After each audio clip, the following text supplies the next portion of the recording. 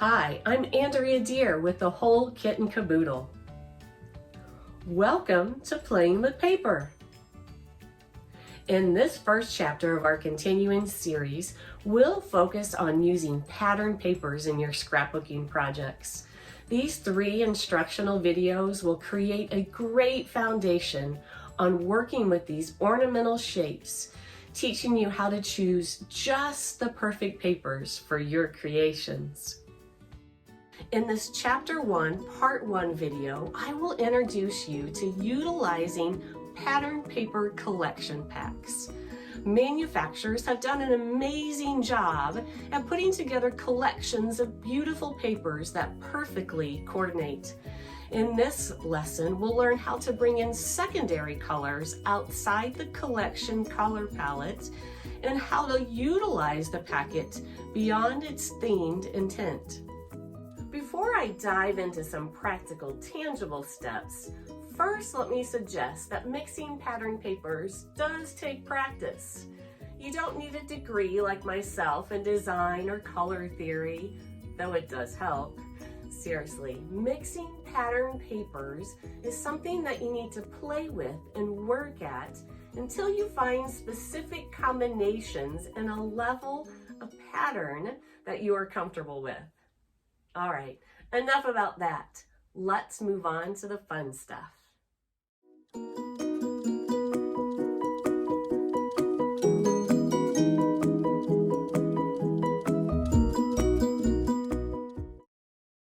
In this first chapter of our series, we're going to talk all about putting together pattern papers.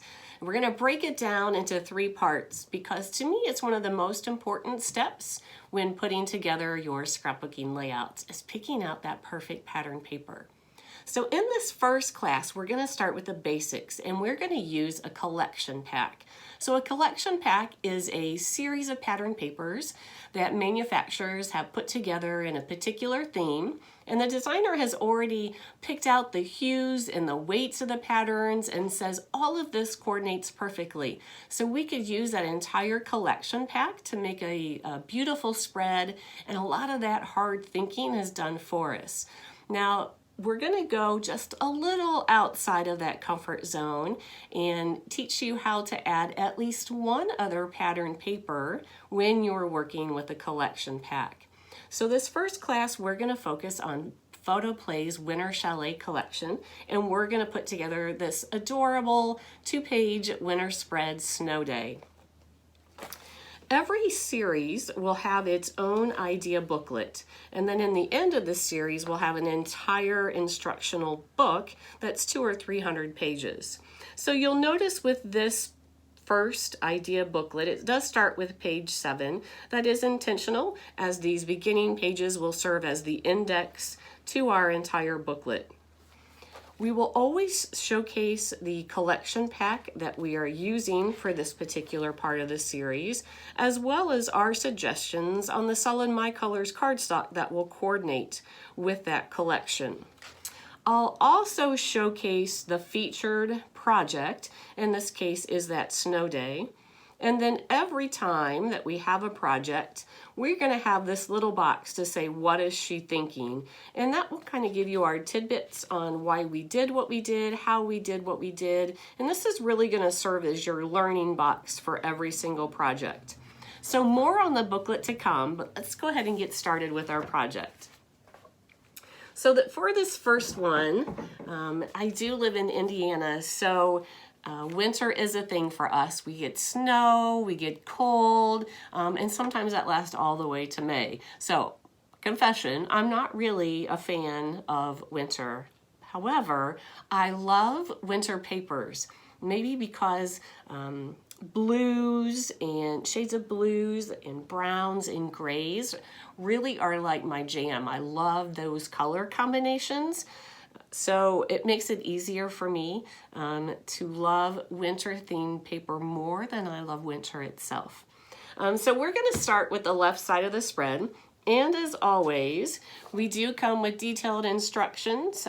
We talk about the powder puff inks that we use for the die cuts. So these are the Quick Quotes powder puff inks that we use If you don't have the exact color, it's okay. You can substitute and kind of, we'll talk along as we go about how to substitute if you don't have that exact kind of color. But we're really going to focus this one on the particular pattern papers. All right, so I'm going to set that aside and let's get started on the project. So obviously for the background, with the Winter Chalet, I am going to use this Welcome Winter paper. You'll notice that it is what's called a monochromatic pattern. So what that means, let me set that aside there. What that it means, it's used the same colors to do a tone on tone. So one shade of the blue is a little lighter, one shade of the blue is a little darker. So you'll notice the pattern is a little busy, but because it's tone on tone, it's not quite as bold of a statement as if each of these pieces were a different color. So that's why I kind of chose that one as the background. So if you look, it almost looks like we have a winter storm going on in the background, but it's not overpowering. So when you really look, you can see that there are details of patterns in our background. But when you initially look at the page, we're using some colors to really pop your eye to the center of that page to focus on our photos. So it doesn't mean that you can't have that big, bold background, and we're going to talk about that in a later class. But we're going to start here with just the basics. And to me, when you're starting with the basics, you want to start with a background pattern, or you could always use a solid, right? But you want to start with a pattern paper that's kind of going to add to the page and not take over the page with its pattern and colors. So that's why I chose that particular one. So as always, we're going to cut off the barcode strip. And then if you want, you're always welcome to save that barcode, tape it to the back. That way when at a later time, if you want additional sheets of that, you know exactly where to go. That idea booklet is going to be perfect for that as well, because it's going to give you the exact name of the pattern paper and exactly who makes that pattern paper. So that's another reason why that idea booklet is going to be so useful to you in the future, and to give you the ideas and the specifics and all of that fun stuff. All right, so we started with our base here. So the next thing I do is I have these two pattern papers here. So you'll notice one of these we're just barely going to see, but the reason it's there is because, and let me pull it out for you so that you can see. We're going to pull that one out. We're going to pull this one out. So when you look at these pattern papers here against our background, even though this is skates, which makes it a little busier, a lot of this is just like a solid color. And if you notice, our photos are going to cover up the skates. So we're going to see just a lot of that solid piece of that pattern paper, and that gives your eye kind of a break from all of this pattern of our background. So if you look at it in its finished project, we see the background. This gives a little place for our eyes to rest, and then we have this bold statement with our navy blue. So that navy blue really helps this paper pop. And the good thing is we have a professional designer who said, hey, all of these pattern papers go together. You could pull out any one from the collection pack, any 3 from the collection pack, and they're going to work perfectly. So if these 3 specifics aren't speaking to you, even in that collection pack, you could pick 3 different ones, and I'm sure it's going to work beautifully as well.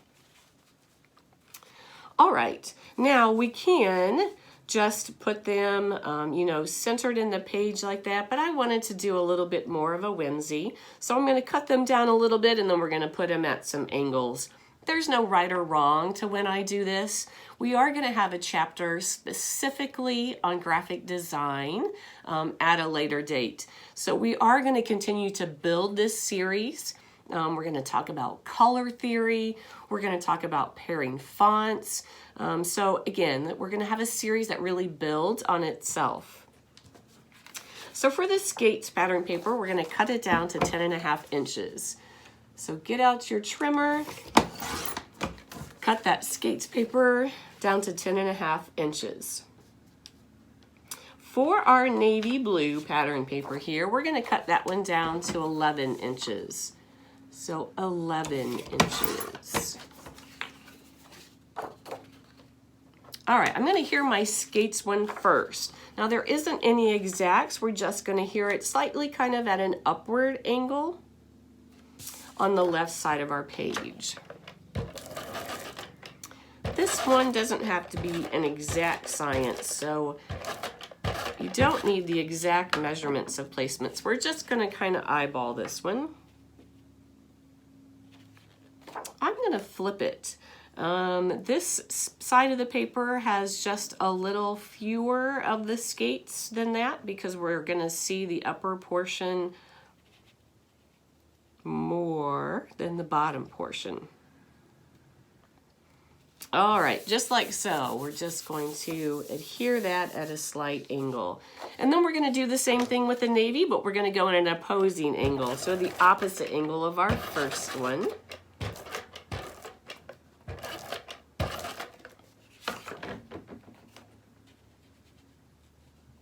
And then again, we're going to put this one a little bit of a downward angle,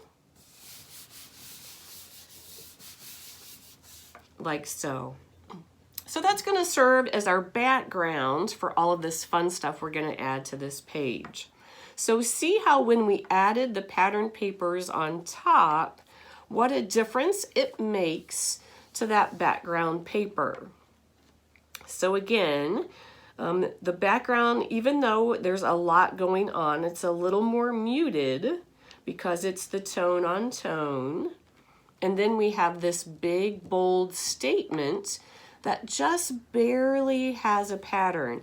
So this is really going to help draw our eye and make this page really pop. And again, we've just pulled out 3 papers from a coordinating paper pack. So that kind of that work is done for us in this instance. To pick out all of those 3 from the collection packs. PhotoPlay is great because it gives you 2 sheets of every color of every pattern paper in their packs. So that way, if you wanted to do a double page spread to make sure that the backgrounds match, or you accidentally cut a piece wrong, you have a spare piece to help out there. So it's really great with those specific PhotoPlay collection packs because you get 2 sheets of each. All right, so now that we have our background set, now I'm going to bring in yet another pattern paper, but from a different collection pack. So let me grab that and then I'll show you what I did to pick out that particular one. All right, so in your pack, you have 2 pieces of this floral pattern paper. Now for this side, we want to use this smaller one here. So you have 2, let's pull out the smaller one for the side that we're working on. All right, so I wanted to bring in a pattern paper so that I could add a pop of color to our snowman. Now I'm working on a page without any photos, so you could do this exact same technique, matching a color from your photos. So say you were doing the snow day page and you were outside making snow angels, and your suit or your jacket or your hat that you had on was red. So now we need to find a way to take this collection pack and make it work for the specific colors in our photos, in our die cuts. So how can we bring in extra colors that aren't in that collection pack? Because our collection pack is beautiful, but it's shades of blue and it's shades of brown. Now there's light brown and light blue, but for the most part, when you look at the entire collection pack, it's all various shades of blue and brown. And I wanted to bring in yet another color. So to do that, we needed to find a pattern paper that coordinated, in this instance, with the blue of our collection pack. Now, if we were to use one of the browns from the collection pack here instead of this blue, then we would need to find an extra pattern paper that matched with the brown. So we are matching this particular blue because that's our chosen piece to use on this page. So I needed to find a pattern paper that coordinated with this same blue. Now in part 2, I'm going to teach you how to find pattern papers easily. I just have a knack, I have ADD, but I have a knack for remembering pattern papers. So I can remember that Echo Park has a shade of pink in a specific spring collection, and I know I can just go grab that because it's going to work. So some of that is because I do it every day and have just developed those muscles and have really have a knack for it. But there is a trick and an easy way to think about all of the pattern papers that are collected and how to find the specific one that's going to work for this. So we're going to dive deeper into that in part 2 of this series. But I wanted to show you here, so this is Echo Park, and if you look at the background of this particular pattern paper, it is the exact hue of blue from our chosen pattern paper here from our collection pack. And I was fortunate enough that it has the light blue, which works with our background, and then it has the shades of pink that allowed me to bring in the pinks and the reds into our snowman. So just by adding this little teeny square of pattern paper, you can now see what a difference it makes to this background. So here's our background that is very monochromatic. And again, I wanted to bring in some colors to our snowman, and I specifically was hoping to bring in the pinks and the reds. So look at the difference it makes when I add just that itty bitty square of pattern paper there. See how that area now really pops off the page because of all of that color. You'll see in the end, once we're done, it doesn't overshadow our page. It just helps bring your eye to our fun die cuts that we've created. So when you're looking to bring in another pattern paper to match your die cuts, match your photos, you need the base of that pattern paper to coordinate with the exact same colors and hues of your specific chosen collection or your specific chosen pattern papers. So we've taken that navy is our background, and those pinks have really allowed us to pop in these extra colors here. So hopefully that makes sense. I'm always here to answer questions, to make that a little more clear if there's ever kind of a technique that doesn't quite click the first time. We're going to do it again on the second page, so we're gonna talk about that yet one more time. All right, so we have this 3.5 by 3.5 floral, and we're going to go ahead and adhere it. We're going to adhere it flush to this left edge of our page, and it's about 1.5 inches from the bottom. So about 1.5 inches from the bottom and flush to that left edge.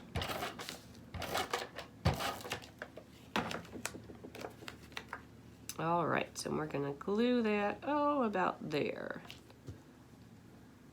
So now your pattern paper background should look like this. So say our photos, we all had on yellow hats. So then you would want to find a pattern paper that was navy in background, or really made a navy statement, but then had some kind of pattern in it and would incorporate the yellow. So it could be a stripe, it could be circles, it could be anything. But you would just want to find then a pattern that would incorporate the color that you needed.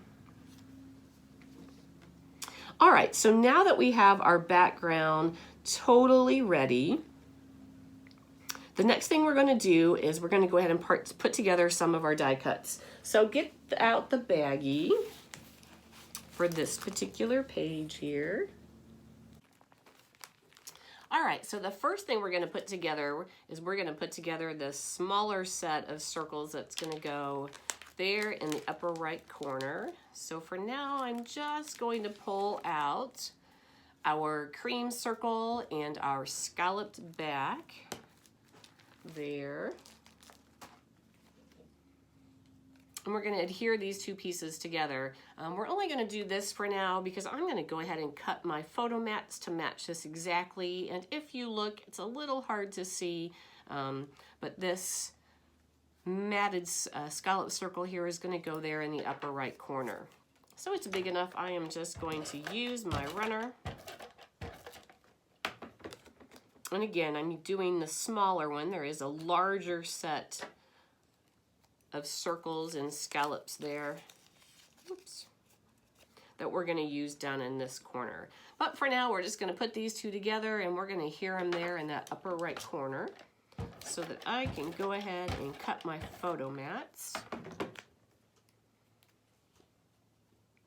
And there isn't, again, an exact measurement. It's just going to go there in the upper right corner of that navy paper. It kind of depends on exactly where you put your navy paper.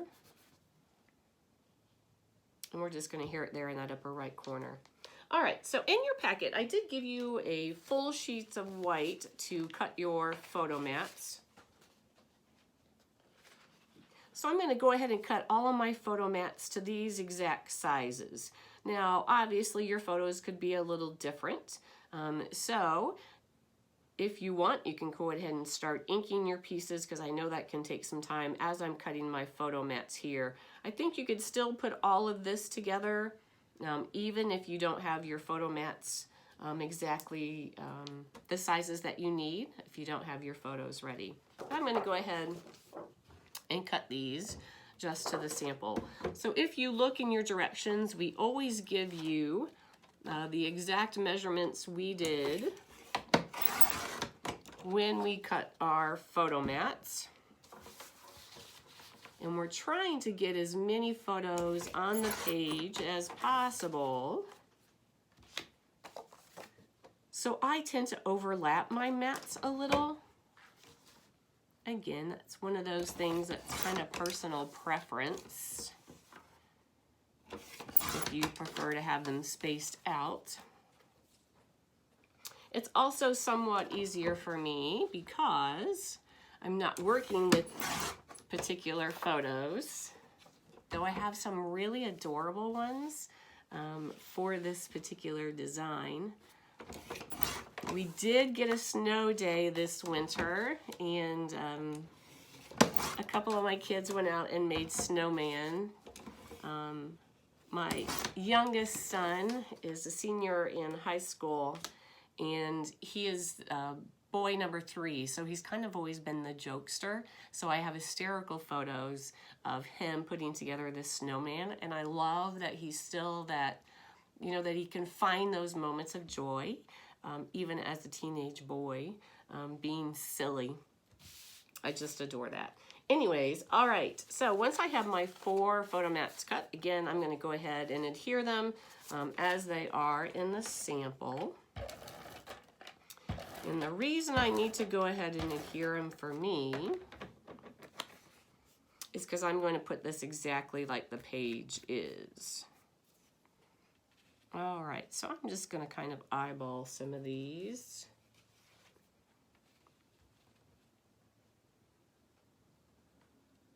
Just like so.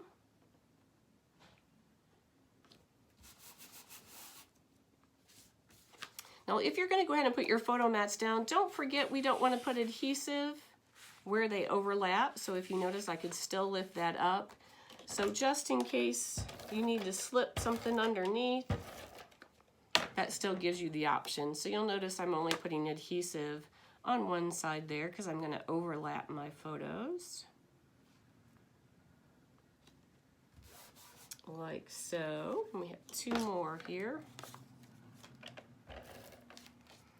My boys are also skiers, so they did not get that from their mom, that's for sure. I have zero coordination when it comes to anything athletic. I was an A student. It probably doesn't surprise you, right? Because I have a thirst for knowledge. I love to learn, and hopefully that's obvious because I love to help you learn. So I'm always given, various tidbits, and it was the whole inspiration of this series. But I was a study bug. Well, I don't know that that's the right word. I was the person who could retain it, and I could do well in test. So I was an A student, some B's, with a C in PE. A C because I'm not athletic. But my boys love to snow ski.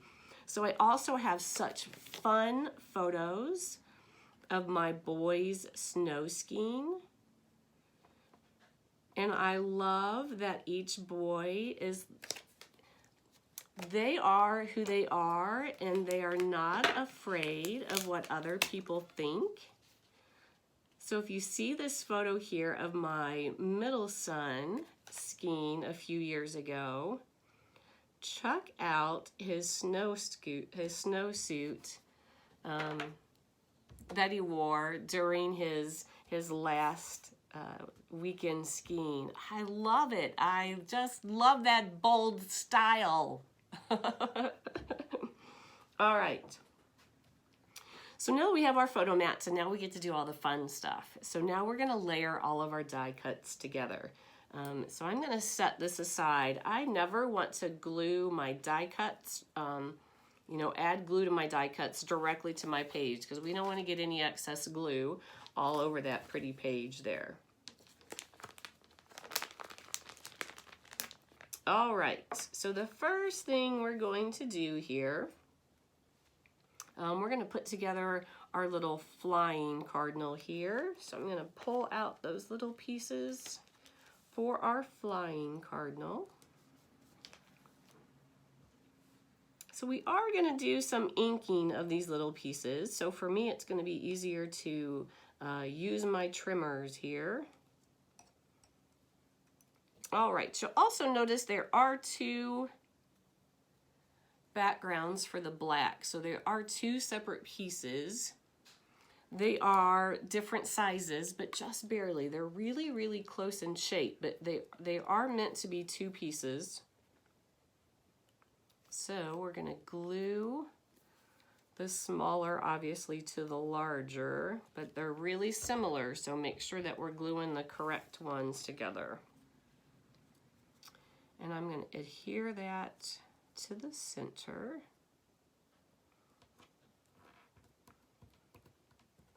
And this is just to give us just a little more dimension, a little more, you see it'll elevate it just a little bit more for this die cut. So after that black on black layer there, the next thing we're going to add is that darker red layer. So the only thing we're going to see on this darker red is that wing. So I did not ink anything on this particular layer. So go ahead and adhere that darker wine colored layer to our cardinal.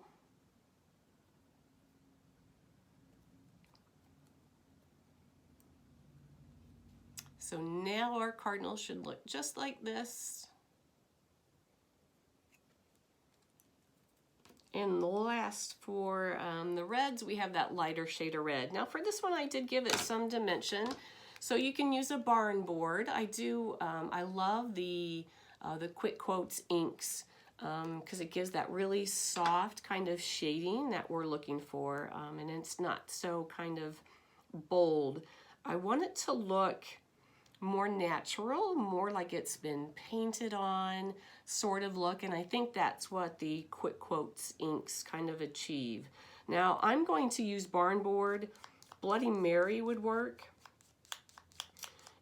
So any shade of a little bit darker red is going to work for that.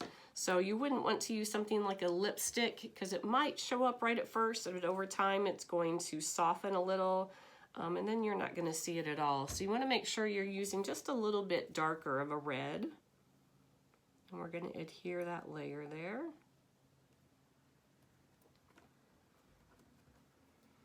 And last, we have that itty bitty tiny little beak. And I did give it just a little shock there of pumpkin pie.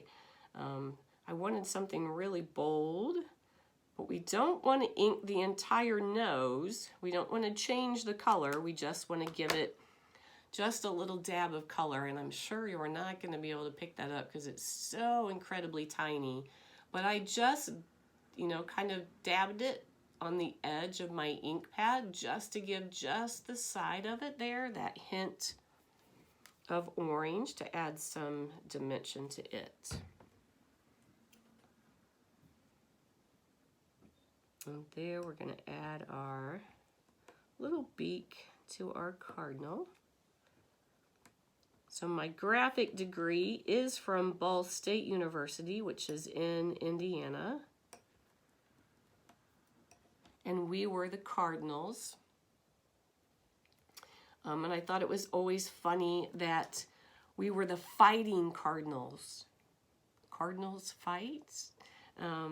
So our mascot is this kind of, you know, ferocious, we're gonna beat you kind of cardinal, which I always thought was kind of funny. So we're the fighting Cardinals. All right, so after we have finished that flying cardinal there, let's put together our flower die cuts. So we should have 2 of them. And each of them has that navy blue circle in the middle. So one of them is slid down here. And then we have one that's just slightly smaller.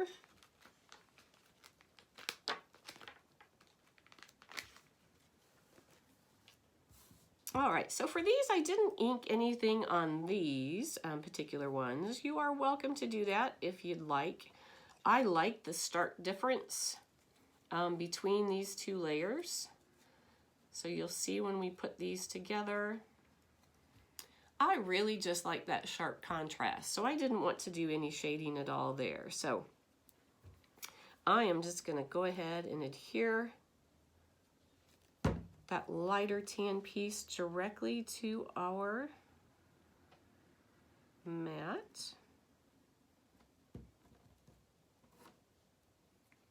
And then do it again with our light tan piece on the smaller one to the mat. And then for the center sections, I did use the 3D pop dots. So of course this is optional if you want to use pop dots or not to add that extra dimension. So I love that little pop of dimension. So for these, because they're smaller, I do use the micro mini dots because they're already small and I don't have to worry about cutting down a larger piece. Now if you're doing the squares, this one is probably big enough that you could just use one of the squares. But I'm going to pop the centers off of both of those flowers.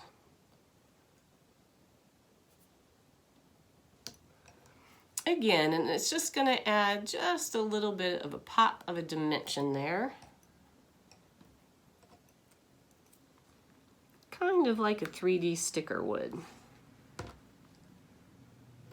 Our tops are cut with the canvas side up.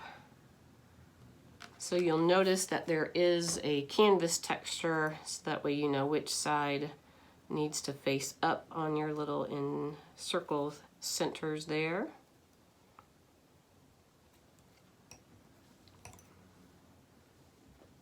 All right, so now we have our cardinal done and we have our 2 flowers. All right, so now we have this other cardinal here. So let's go ahead and pull out all of those pieces for our cardinal that's sitting on the branch.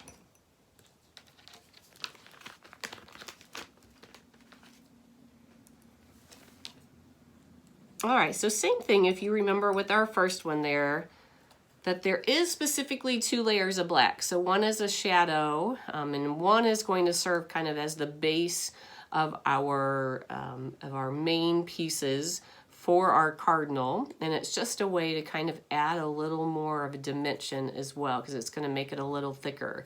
But those 2 black layers do get nestled in to make that base layer there. So we're going to add some adhesive to our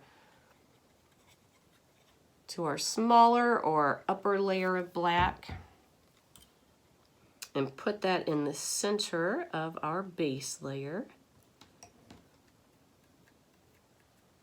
So I'm going to remove the excess glue there.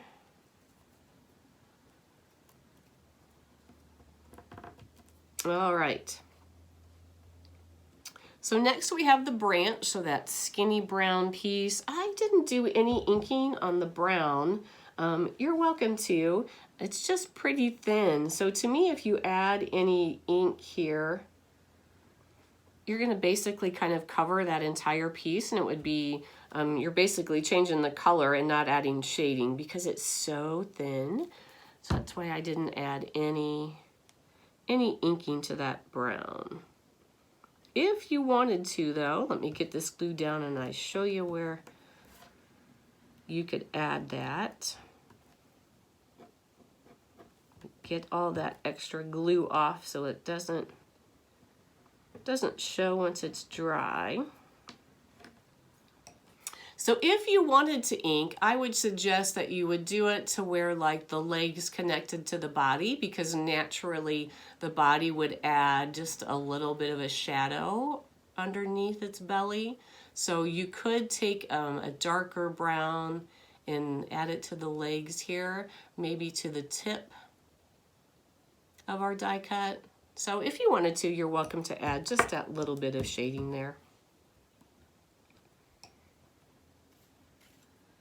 All right, so with our brighter red color, again, I did use that barn board. So totally up to you. You could use the barn board, Bloody Mary. If you're really, really gentle, you might get by with mahogany. It is a little bit of a darker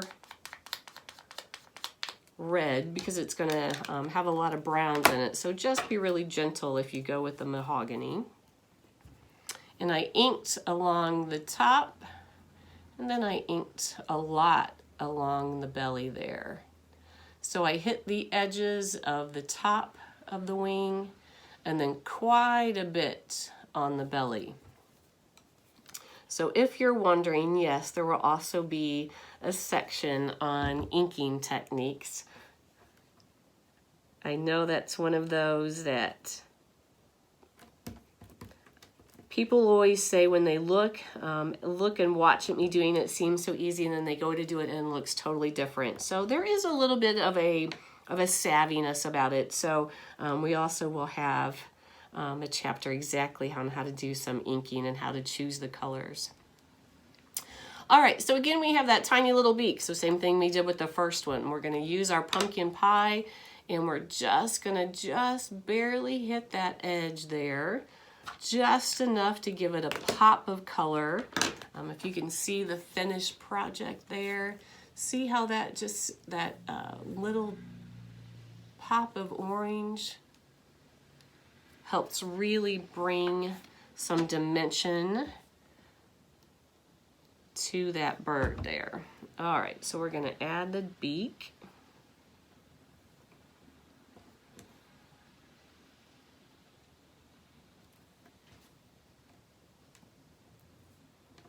right, like so. So there is our second cardinal there.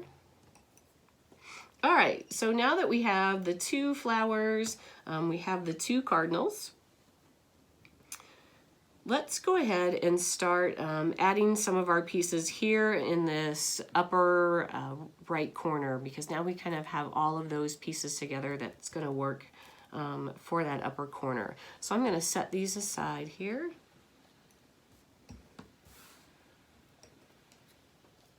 And pull our page back. And we're going to do kind of a collage of things in this upper corner here. So for it, you will need our cardinal on a branch. You will need the smaller of the flowers that we created. You're also going to need that blue snowflake. And then in your packet, you notice you'll have an entire set of stickers.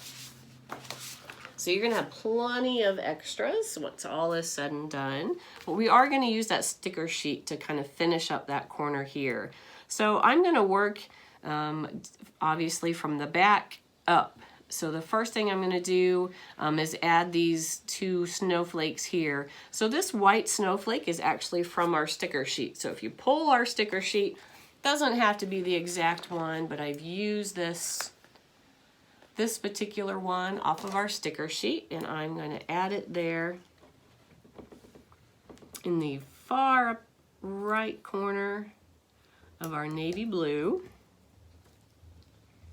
Next, I'm going to add my snowflake. When it comes to really intricate die cuts such as this, I don't feel like I have to make sure I have adhesive all over the surface.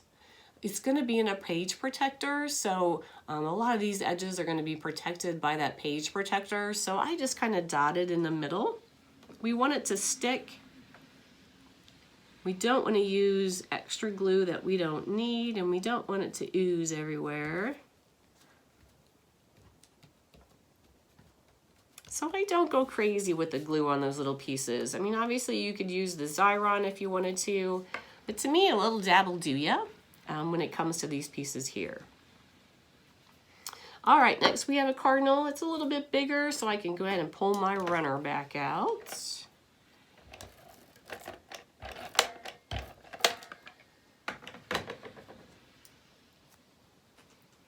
And we're going to add our cardinal in that upper corner, and I'm kind of using my photos as a gauge, but if your photo mats aren't there, I would go a little bit higher on your scallop. So if you notice, my cardinal is a little high there. That way we have room, however the directions of your photos are going to go.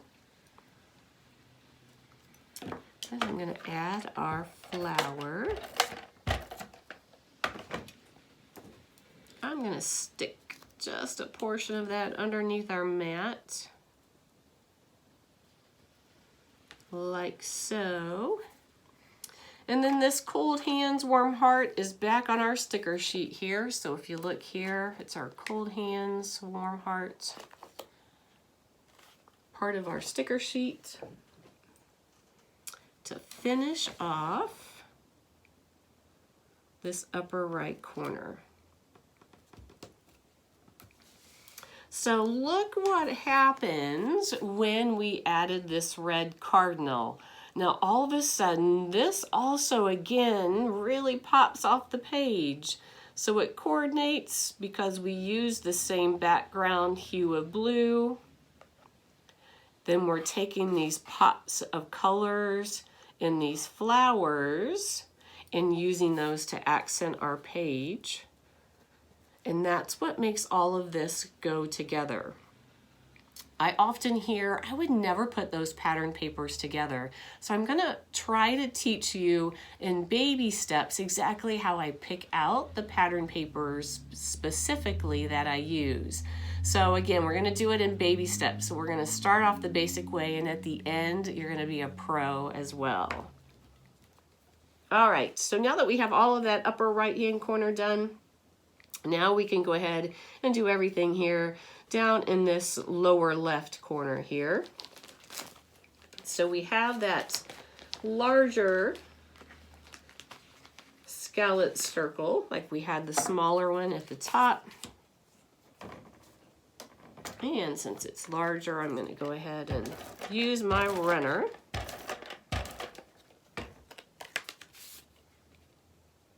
And adhere those pieces together. And then we're going to adhere it down in the lower left of the page. So again, it isn't exact science. We want to make sure that we can see just that little bit of pattern paper there, because that's the reason why we can bring in these extra shades of colors that we have. So we want to make sure that we see it. So don't go so far over that we're totally covering that up. But again, we're just going to kind of go there in that lower left corner, and you can just kind of eyeball that. We just want to make sure that we can see that little pop of color there. So perhaps like so. We're going to go ahead and adhere that down. All right, so the next thing we're going to do is our adorable snowman. Isn't he the cutest? So there is our snowman. So that's what we're going to work on now.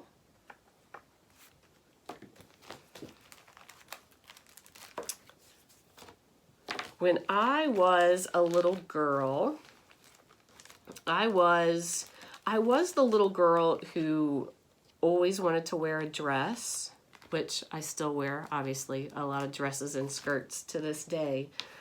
But I wasn't a fan of being cold, nor wearing really thick, like winter clothing. And I know I mentioned that I wasn't very athletic, so making snowmen really wasn't my thing. However, when I became a mom, and I became a mom to boys, it became a little more enjoyable to see their joy. So we have some fun snowman photos from back when my kids are little. I'd love to see your photos as well. I know some of you never get snow, so you can use this maybe as an Olaf page, because obviously he is very snowy. All right.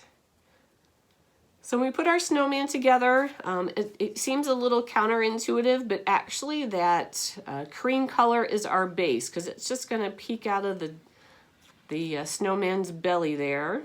So we're going to adhere the brown layer on top of the cream. It's a little bit larger, so I'm going to go ahead and use my runner.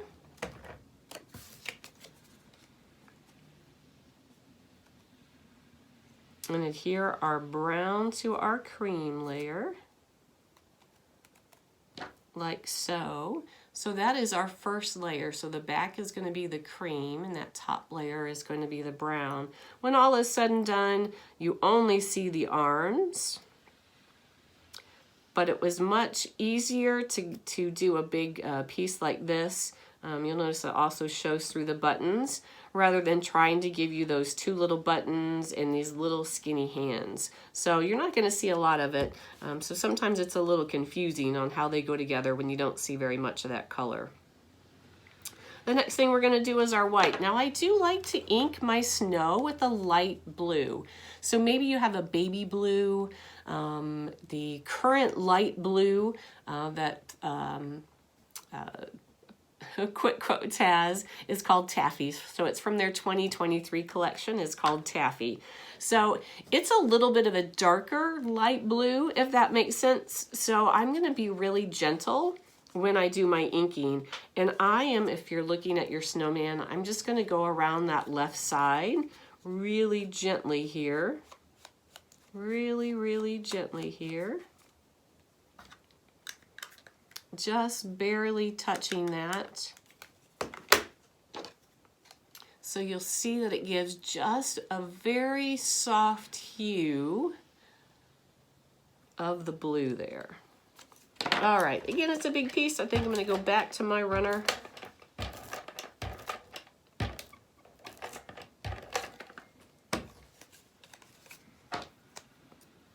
All right, and then adhere that top layer.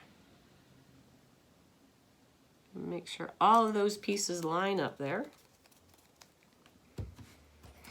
All right, our scarf is in those two There we go, those 2 layers. So we're gonna adhere that top layer. When I went to adhere the scarf to the snowman, I just adhered it just flush to the snowman. You'd be welcome to use pop dots if you'd like. But I wanted to pop his nose and his cheeks. So this I wanted just to remain flush to his body. But this is your page. You're welcome to add the extra dimension if you'd like. And notice how he is really starting to come to life just by adding that scarf there. It's kind of like the movie Frosty, right? When he puts on the hat and he's like, happy birthday. How we really kind of all is starting to come together here with our snowman. All right, so for his cap here, we have that, the 2 layers of red that we're going to adhere those together. We're going to adhere them together first. And then you'll notice in our final piece, we only see kind of that round portion there because everything else gets covered up. So I'm going to be pretty gentle and I'm going to do just, you know, a couple little, just along the edge. So I'm holding it almost totally perpendicular and just doing the edge. Because again, we're only going to see a little bit. So if we go in too far, we're going to totally change the color. And I just want to add just that little bit of dimension there. All right, next we have the pink pieces. So I did ink those. So these particular ones I inked in Strawberry Milkshake. So for the brim of the hat, I'm only doing just that top portion. Not going all the way around, I just did the top. But for that little pom-pom on the top of his hat, I did go all the way around. So I'm gonna hold it with my tweezers. Don't go in too far. We want to still be able to see that lighter pink color in the center. If you go in too far, you just totally change the color versus adding some extra dimension there. So if you can see, I just went along the edge of that piece. So for the brim, I'm going to adhere it flush to our red. But then for our little pom-pom at the top, I'm going to go back to those 3D pop dots. So again, I'm going to use the micro minis, but if you have the little squares or the little circles, those work too. I'm just going to toss on a few of these micro minis. And I'm going to pop dot that pom-pom for the top of our hat. Peel off those little tiny, there we go, and add that pom-pom to our hat. Now we're going to adhere it to the top of our snowman's head. I'm only going to put adhesive, if you see, I'm just going to put it just along the back of the brim. And then we're going to rest that on his head. See, he gets cuter with every step, doesn't he? All right, 3 more pieces and our snowman is complete. So for our carrot nose, I'm going back to our pumpkin pie. And just like the beak of our 2 cardinals, I'm doing just one little teeny edge there. We just want to give just a little pop of color, not a lot. And then I'm going to use the micro minis on this. Now these are pretty tiny little pieces. So it depends on what your patience level is with these little tiny pieces. If you just want to hear them direct, or if you want to be like me and add this little extra pop. See if I can pull that off really gently. They're so tiny. We'll add our carrot nose. Now we have our two cheeks. With our cheeks, I did ink them, but since they were smaller circles than our pom-pom, I'm only going to ink the top of each circle. So just the top of each circle and not go all the way around because they're pretty tiny there. And again, I'm going to use these micro mini dots. I think I can just get by with one because those cheeks are pretty small. And then we're going to add their cheeks, and then he's going to be complete. Oops, I didn't peel it off there. If little teeny pieces like this are hard for you to work with, you could just take, you could take a marker to add the cheeks and the nose. You could, for the cheeks, you could just take your strawberry milkshake and a little teeny dauber or like a Q-tip, and just use that for the cheeks of your snowman. But there you go. Cute. So cute. I love him. All right, so now we have our snowman all complete.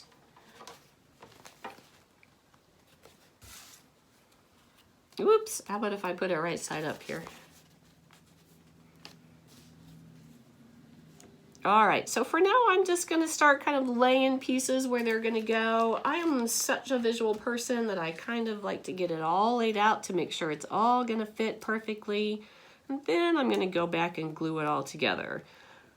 So that's totally up to you. If you like to just, let's get it done. I have the photo, let's just put it together. You can glue as we go along. I just like to make sure it all fits before I start gluing. All right, we have just a couple more pieces to put together. So let's go ahead and take care of those final pieces there. So we have the 2 layers of our snowflake, our large snowflake. So we're going to adhere that white layer there. Again, I'm not worried about getting every little spoke of that snowflake covered in glue. That page protector is going to make sure that it doesn't come up. That way I can save the adhesive and save the time. I'm going to leave my chevrons in there, and we're going to save those for last. But I am going to go ahead and put together our Snow Day title.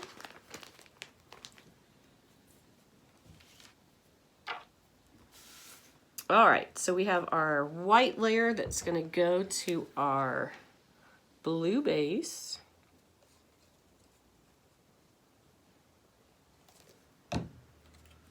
And then we're just going to keep layering that title. So we have the 2 layers of our base there. Let's see if I let's move this and go a little bit higher. Make sure you guys can all see that there.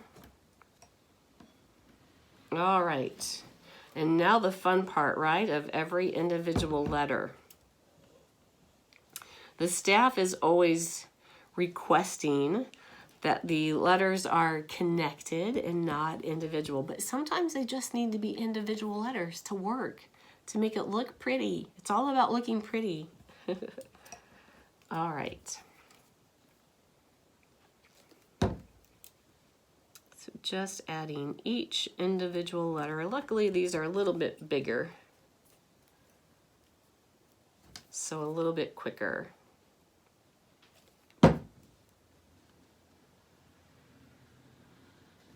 All right, just a few more here.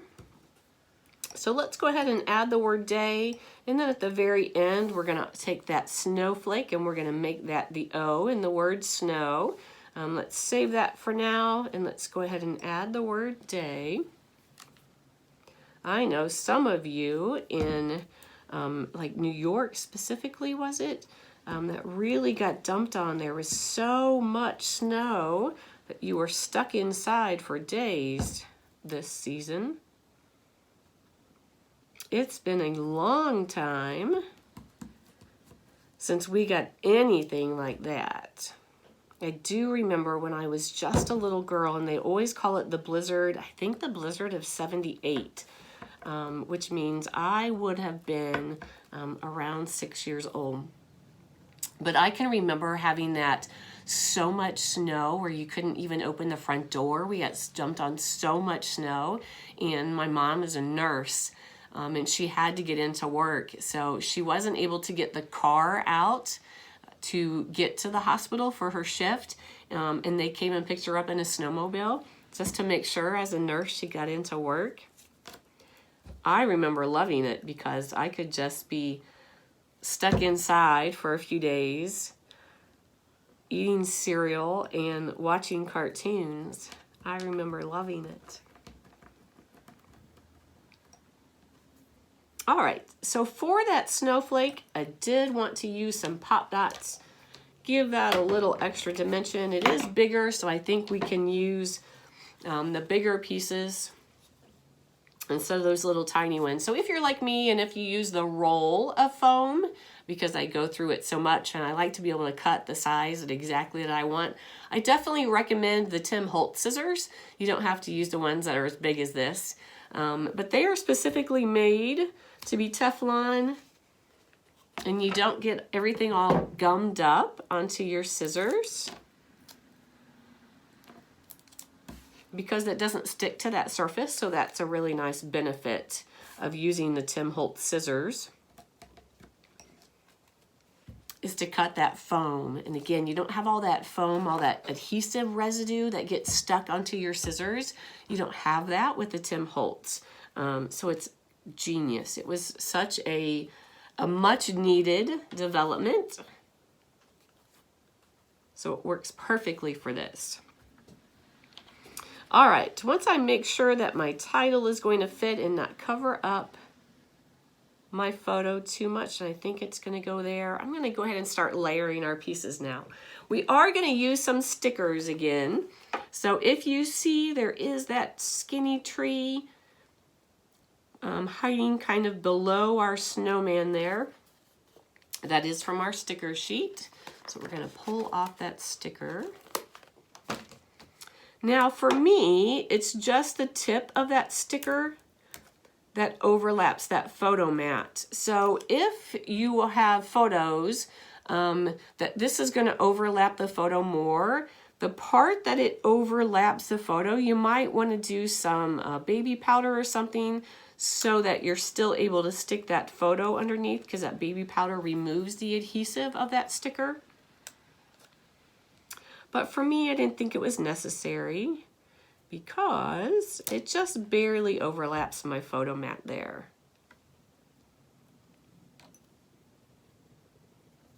All right, I'm going to go ahead and next adhere my blue snowflake.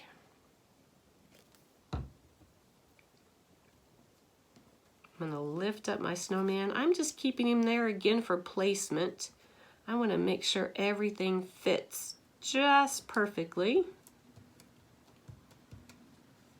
So I'm using him as my guide as I go along. This is a little bit bigger. I can go back to my tape runner. I switch back and forth because to me, when you use a lot of liquid adhesive, there is a little bit of warping that it can do to your page. Even when it's acid-free and all of that, there still is just a little bit of like hardness to the page, which can warp it just a little bit over time. For the most part, you won't notice it at all. But that's why for bigger pieces, I prefer the dry adhesive. It's a little more flexible, a little more giving. So anytime I can switch back to the dry, that's why I use the dry. All right, so we got our flower. Now we can add our adorable snowman.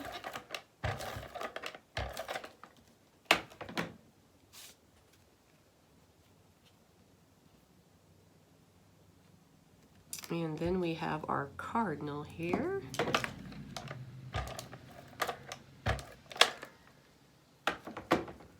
You could use pop dots on him if you prefer, or you can just hear him direct, whatever works for you.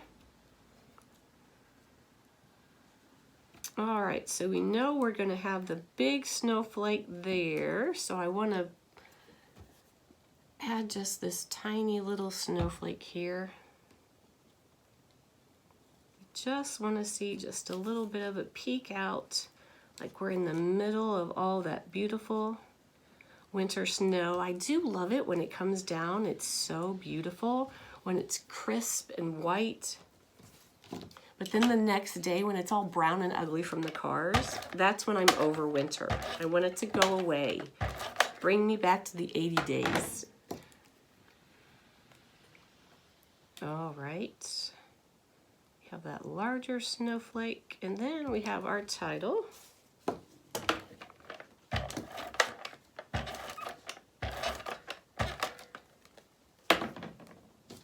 Now we do have our chevrons down here, but next I'm going to do some stickers. All right, so I did add some stickers down in this corner here. It's totally up to you. If there is a phrase that works with your photos better, obviously change it to whatever works for you. I'm going to use the Let It Snow, the Welcome Winter, which is right here. And then I'm going to use this snowflake here at the top. So I'm going to use these three. And I'm just going to tuck them around our die cuts down in this corner here. You can use the 3D pop dots if you want. Or again, any phrases that work better for you.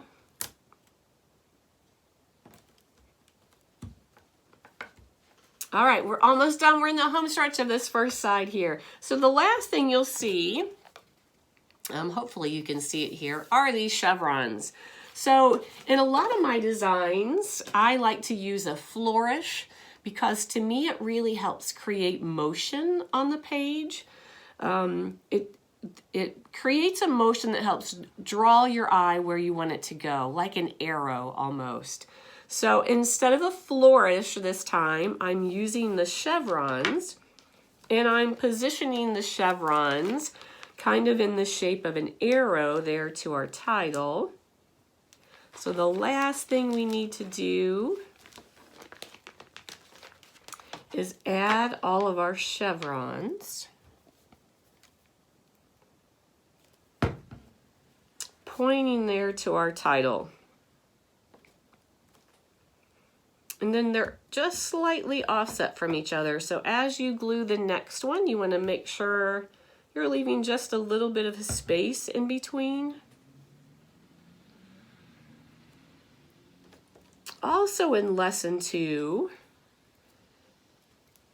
we are going to talk about the names of patterns. So, I called this a chevron. A lot of you probably know the term chevron. But maybe there are certain patterns that you like, but you don't necessarily know the name of that pattern. So in the next lesson, we are going to talk about that as well.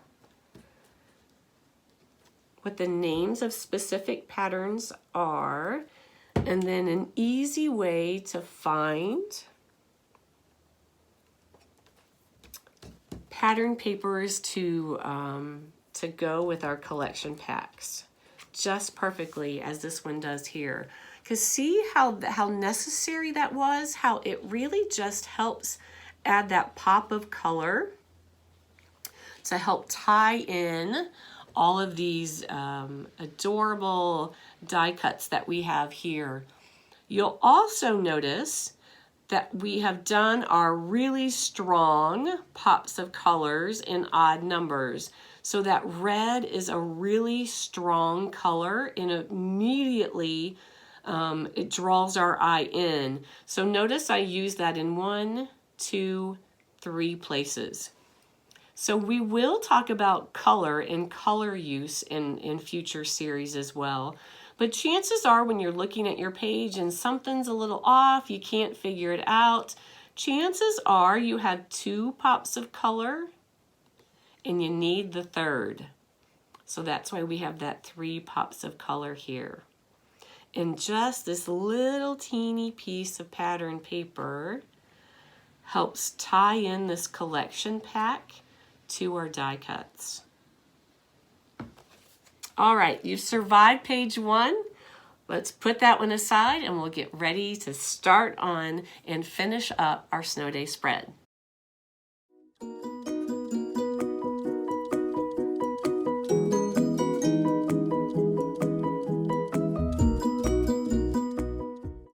All right, let's start page 2 of our spread.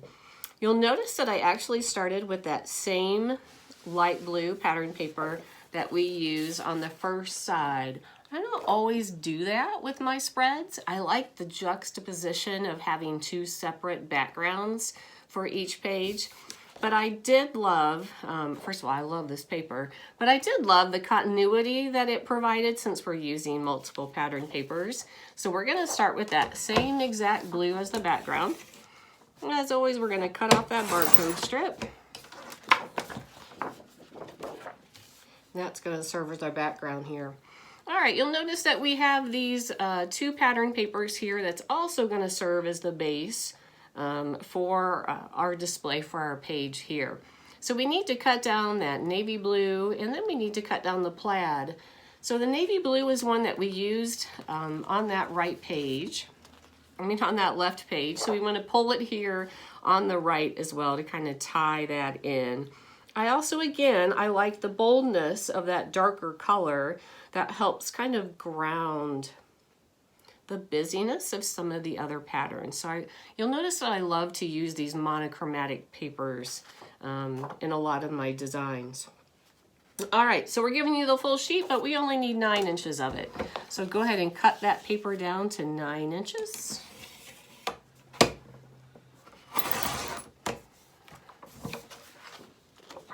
You won't need that little piece that you're cutting off for anything else, so put it in your stash to use for another page there. And then we have a plaid. So we're bringing in another pattern paper from that collection. So we haven't used that one yet. So this one here brings in the brown, and that's what ties in the brown of this chevron here. When we use that brown of that plaid. I love the other side of it as well. It's that really dark grain wood. We see a lot of the wood pattern papers, but I love the really dark grain of this one. All right, so we need to cut down the plaid, and we're going to cut that one to 7 inches. So we'll go ahead and cut both of these, and then we'll adhere them to our page. All right, so let's adhere that navy blue first. So I'm going to take my adhesive runner,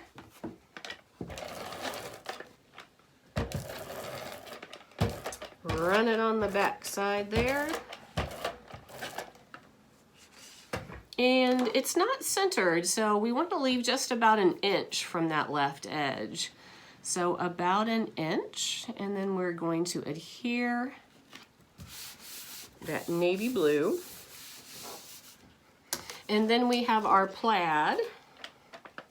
I suppose if you wanted, we might be able to go with just that dark side of the grain. We'll leave that up to you, whichever you prefer. Again, it's all from the same collection, so it's all going to coordinate. So feel free to mix and match if you prefer one side or the other. But this one particular, I think that dark brown could work just as well there too. Especially if you were like, you know, you had pictures by the fireplace at the place where you went skiing and the lodge, that sort of thing. So we'll use that up to your judgment, to whatever your photos are, to whichever side you want to use of that. Because again, we're pulling the same collection pack. So all of these pattern papers coordinate with each other. So you don't have to worry if one doesn't match. That's the joy of using a collection pack, and that's kind of why we start our pattern paper series with that, because all of that work then is done for you, all of that thought process, saying that all of these go together. Now, as we keep going forward, we're going to explain why all of those work together so that you can mix and match and create your own collections of pattern papers that coordinate. We're going to baby step you there though. So for now, any side of the pattern papers you want to use, you're welcome to do so.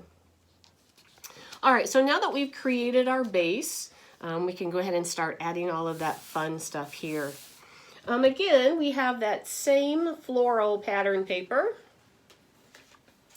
that we used on our left page.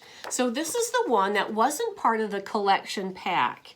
And it's one that we used specifically because we wanted to be able to bring in some pinks and reds to our design. And obviously our collection pack didn't have those. So I'm showing you why this works. And then in the second class of this series, we're going to teach you how to find that perfect paper that's going to coordinate with your collection packs. So for now, I'm giving you the why. And of course, remember the why. It's because this pattern paper has that same shade of navy that this collection paper does here. And again, it actually has that light blue that works perfectly. So we were lucky that we found a pattern paper that actually had two colors that worked with our collection. And then with those pink flowers, it gave us the ability to bring in those pinks and the reds here with our snowman and our cardinal. And see how with that pattern on that paper, it really helps draw you into all this fun little schematic down here. So this was already cut to size. Again, this was an Echo Park paper in that idea booklet, that mini booklet that's for this particular part of chapter 1. We give you all of the specifics on what these papers are. All right, so we're going to go ahead and adhere this square pattern paper here. It is a 6x6. We're going to go flush to the right edge of the page, so all the way, hopefully it doesn't get cut off there and you can see it all the way to the edge of that outer right edge there.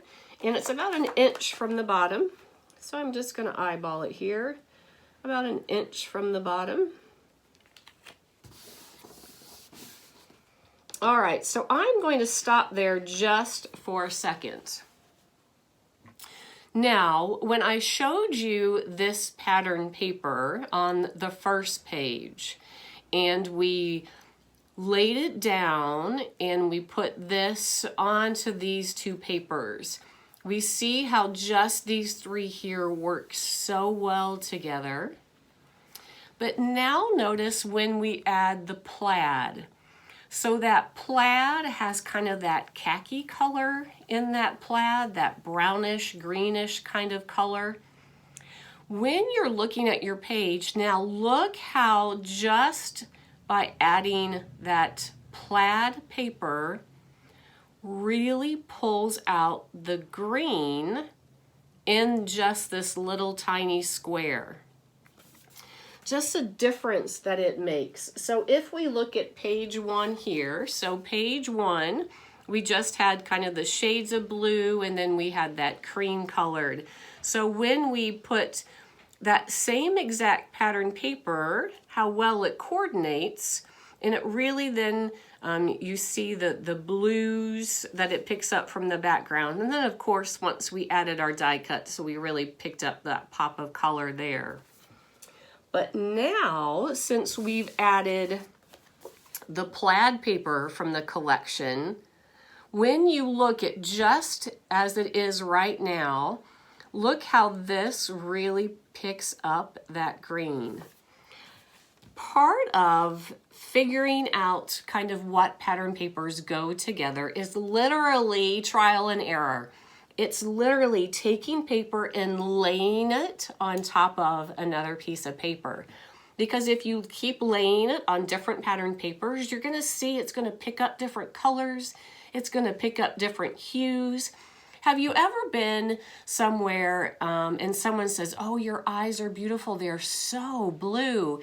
And then, you know, there's another day you have on a different outfit and someone say, your eyes are so green. How the difference in the light, the difference in your clothing makes your eyes look a different color. It's the same thing with pattern paper. So take those papers and don't be afraid to really play around and lay them on to see really what colors it's going to pick up and how it's going to work. So we'll go again. We're going to keep going more in depth on how to pick it out.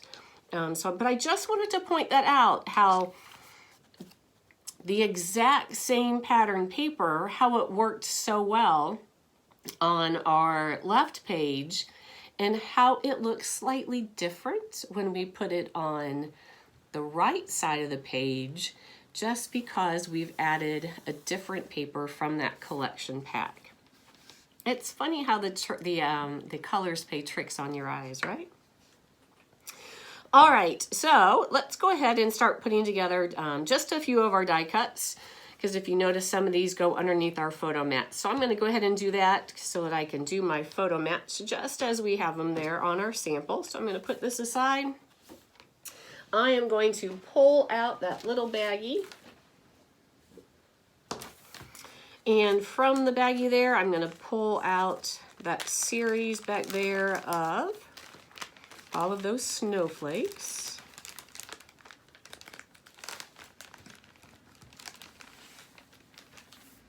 All right, we do want to have one of them that is a layer, so we're going to go ahead and layer those together and set those aside. Those are just singles. So the tiny one we're going to use, and then one of those we're going to use somewhere else. So we need a tiny one and one of those medium-sized ones there, if you can see those. All right, so this one is a double layer here. I'm going to pull my glue back out. Give just a thin coat there. I left it open in between pages, and the heat from the lights has, there we go, has clogged it up. All right, so we're just going to put those two layers together.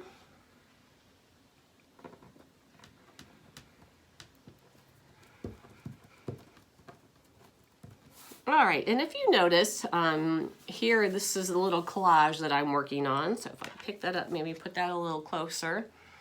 So we have the 3 snowflakes that we just picked out, but the larger one here has that sticker in the center. So go back to that sticker sheet. And again, you're gonna have oodles left over from that sticker sheet. We're just going to use just a few more additional ones on this page. So it doesn't matter, you can use any of them that you'd like. I am going to use, I think it is the smaller. Yep. So here in that upper corner, I use that snowflake there. There are 2 that are the same. One is just bigger than the other. Again, feel free to mix and match. This is your page, right? So whatever floats your boat, as we used to say. And I'm just going to add that little extra in the center of that snowflake. All right, I'm going to come back to my page here. And then I'm going to go ahead and add all of these die cuts here at the top of the page. I'm going to start with my larger one.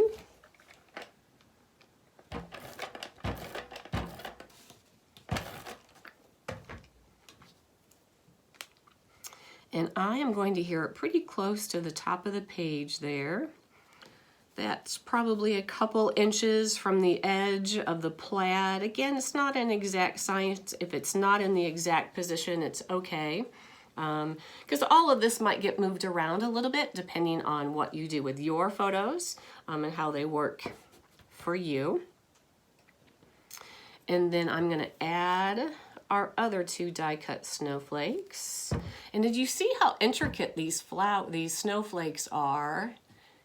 And what a beautiful cut it is. That's the joy of the My Colors cardstock. It cuts It cuts beautifully, even in these really intricate little die cut pieces. I just love it. There are a few colors that are a little difficult to cut just because of the amount of ink that it takes to get certain colors. But you'll find almost every time that My Colors cardstock is the way to go with your die cutting. All right, so now we have that fun little collage. I'm gonna go ahead and cut my photo mats. As always, cutting them just as they are in the samples. So we're gonna go back to that white cardstock. You should have some left over from the first page as well. Just a side note, don't forget that all of the newer My Colors cardstock does have that barcode. For this particular thing, it doesn't matter, but there are times if you're using the cardstock as the base of your page, just remember that it's not 12 by 12, it's 12 by 12 and a quarter. So we have to make sure we cut off that barcode strip. So it really makes a difference if you're making like a mini album. You wouldn't want to see the barcode wording on the back of an album that's not going into a protector. Or if you're using it as the background sheet, because it's not exactly 12 by 12. So just a side note, don't forget nowadays that if you're using it and you need it to be that 12 by 12, don't forget to cut off that barcode strip. All right, so my larger mat here is for a 5 by 7 photo. So it's 5 1/4 by 7 1/4. And I know a lot of you like to double mat. If you like to double mat, I would probably go with the blue here and add just a little bit of another border if you wanted to do a double mat.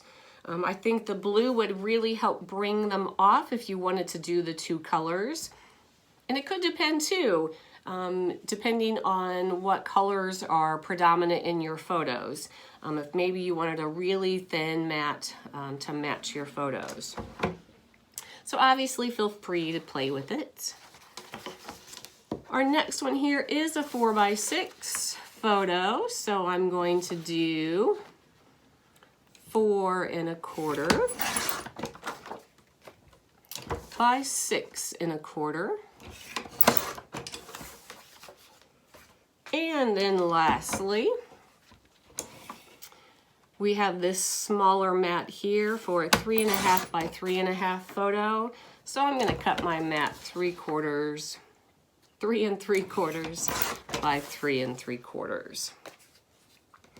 All right, and then I am going to go ahead and adhere these down.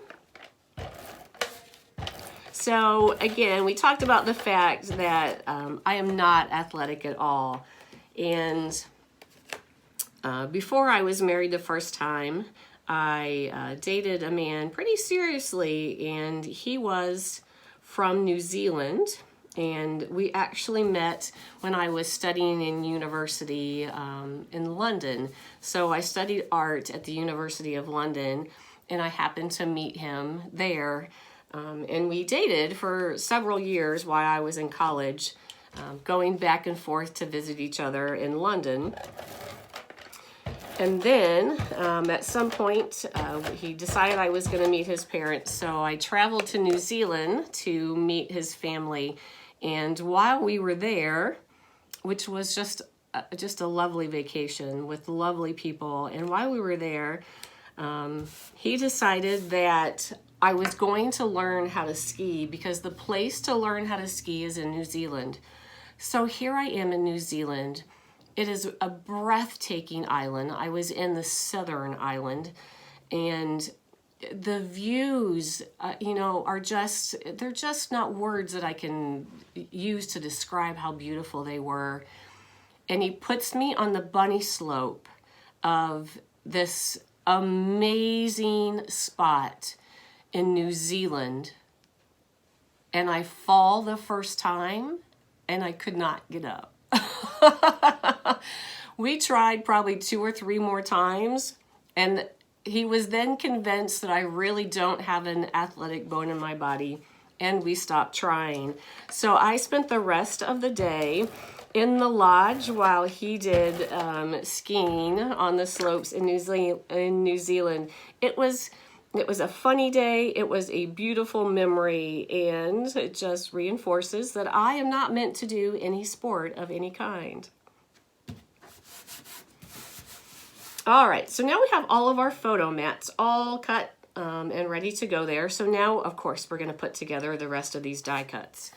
So these are die cuts that are very similar to the left page, so hopefully they go a little quicker as we're doing it here for the second time. Let's start with our adorable snowman. So I'm going to pull out the pieces there for our snowman. You know, you absolutely could make it a snow woman. Maybe if you wanted to give it some little eyelashes, if you take a really thin black marker, like an ultra fine marker, and do an ultra fine Sharpie marker, and just do little eyelashes. So you can make one a boy, one a girl, or you can just leave them gender neutral like this. I just say that so that, you know, feel free to personalize these. You know, if you have blonde hair, how fun would it be to use your scissors, use your die cutting machine, and just have a little bit of blonde hair showing like from underneath the cap, or if you know, if you have black hair, whatever. If you have long hair, maybe, you know, you make it a little bit longer. Just, it would be fun to personalize it to make it look more coordinating more with your photos.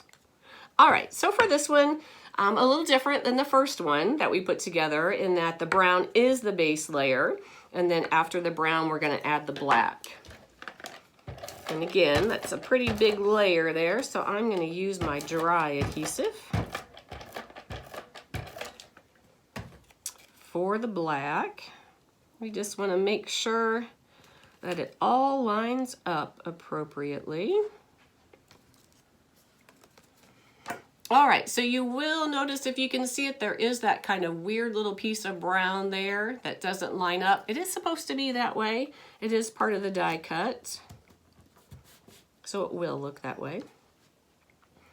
Then we have our white layer, and if you remember before, we took the taffy, so we used the Quick Quotes light blue taffy ink. And I am, again, this is a little bit darker than some of their other baby blues, so I'm going to be so gentle. And I'm going to go just around the base there. So see if I can get this a little closer. If you can see that, I don't know if you can with the glare. If you do this and you notice that it's way too much blue, so you've created this little shadow effect, but it almost looks like, I don't know, like you've taken a squirt gun of blue water where it's too dark or too much. If you take the coconut white, so use the coconut white from Quick Quotes, then you can take that ink pad and gently go all around where you inked it blue, and that will help soften that. So don't worry if you've gotten that light blue too dark. There is a way that you can soften that effect. Also, don't forget, it is a powder ink, so it's not a pigment ink. So it's going to dry about a shade lighter. So don't be too afraid that it's really dark now. You'll see after a couple hours, it's going to be a little lighter than when you started. So don't panic too much if you feel like it's a little too dark. All right, so we'll add that white layer.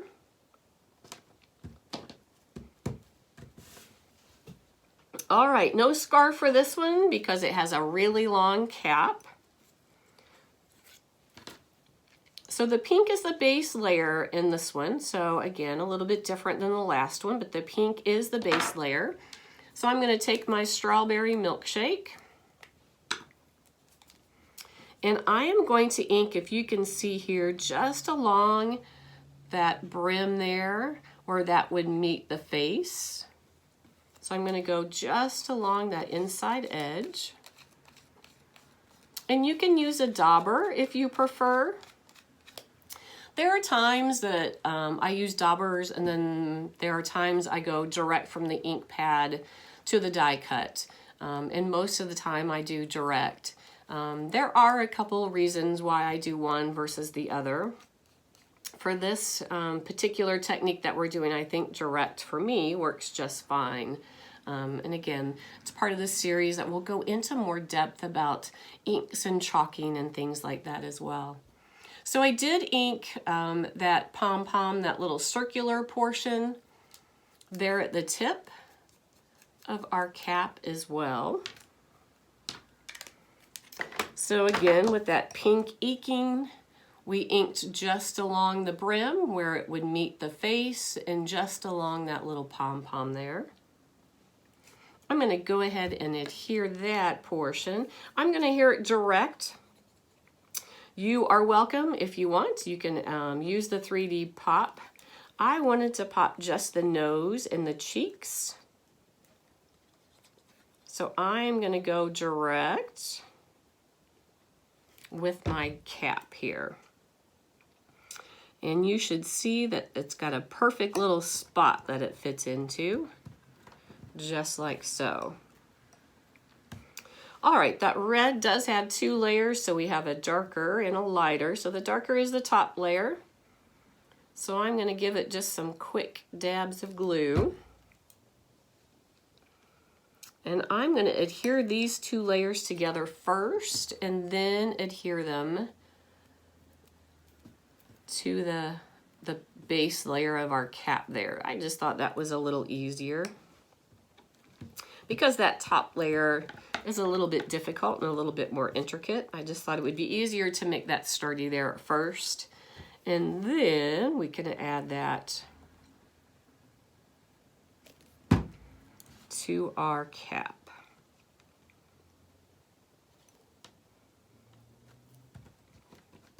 All right, so if you remember on the last page, I used those micro mini dots for the little carrot nose and for the cheeks. Totally up to you, because I do realize it is super tiny and maybe a little difficult to work with. I am going to go ahead and add the micro mini dots to our carrot nose. So super tiny. On the cheeks, I'm going to go ahead and ink the cheeks before I add the pop dots there. So just like the last time, because they're smaller, I'm going to take my ink pad and I'm only going to ink along just the top of each of those circled cheeks there. I'm not going all around, just going along the top. All right, and then I'm going to flip those upside down so I can add my little micro mini dots. I am just going to do one per cheek. Make that a little more simple. All right, now the fun task of getting these little pieces off.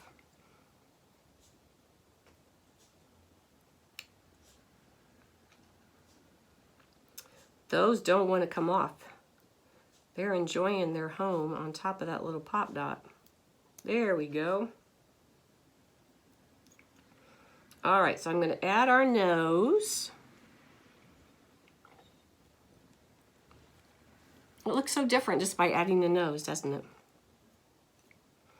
All right, and now we're going to add each cheek. Don't forget, we did ink only half, so we want that half to be at the top, right at the edge of our smile.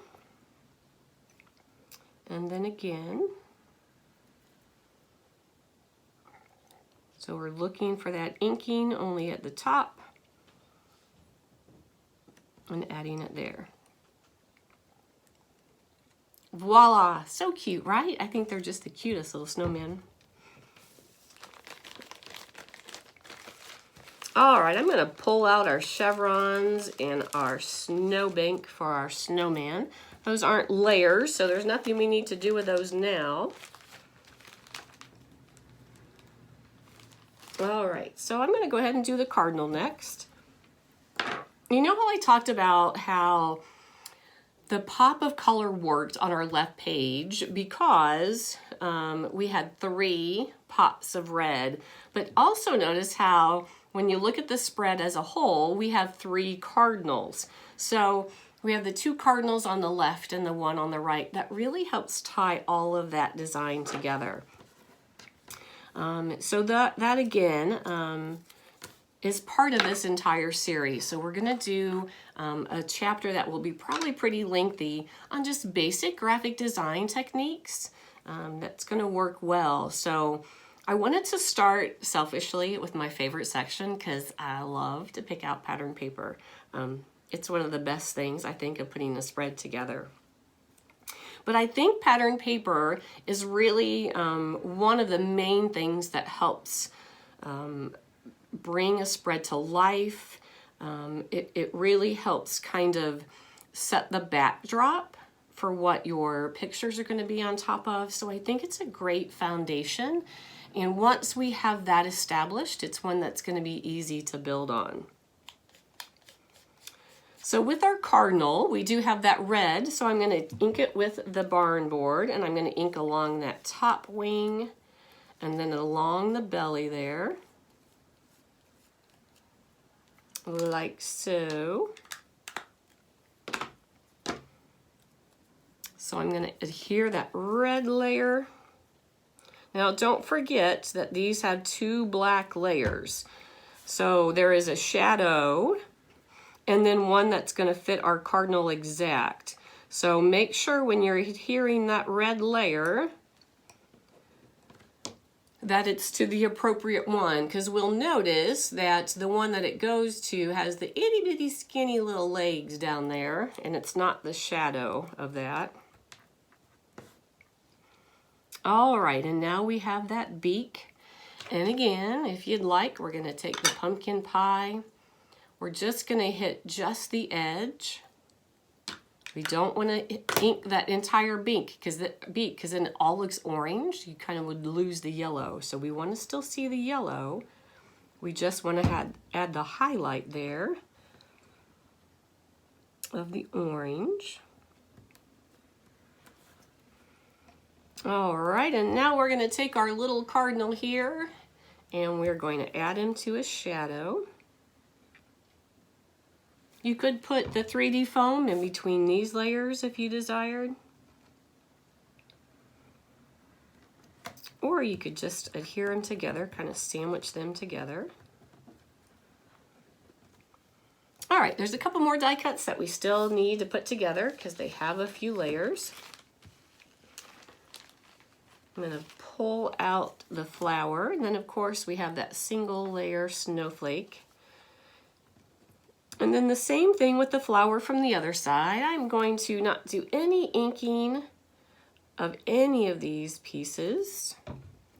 And I'm going to adhere that embossed dot layer directly to the blue.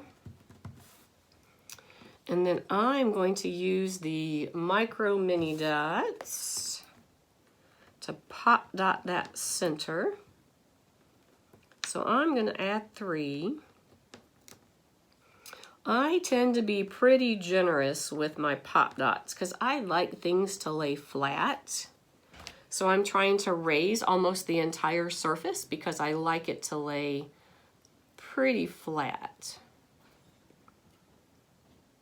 All right. So we're going to pop off that circle center. And just one die cut to go. So next we have our title. I'm going to go ahead and put that baggie aside there.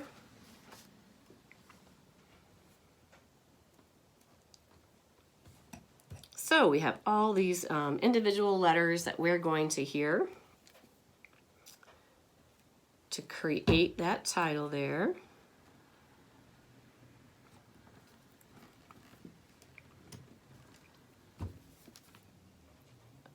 For the last couple of years, so not this previous one, but the 2 before that, I took a month in January, so obviously a winter month, and I stayed in a beautiful house on a lake just outside of Asheville, North Carolina. So it was in Brevard, North Carolina. And I was, doing kind of a sabbatical where I was kind of refreshing. I did work. I pumped out quite a few designs each time I was there. But I was able to really kind of sit back and enjoy nature and enjoy the beauty of winter. Because, as I mentioned, when that fresh snow is falling and it's all white, it truly is beautiful, right? There is that winter splendor. And there, we were kind of in a wooded area, so we would have the snow that's just lightly coming down, and then you would see the deer. The deer would kind of peek their heads through, and they would come right up to all of the glass. We had big glass doors, and they would come right up to the doors, and you would see, it was just magical. I mean, I felt like I was Snow White. You would see all of the, you would see the lakefront, and you would see the pine trees.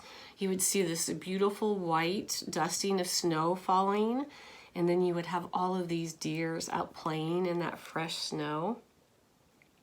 So there are moments like that that I can appreciate, that magical splendor that winter can bring.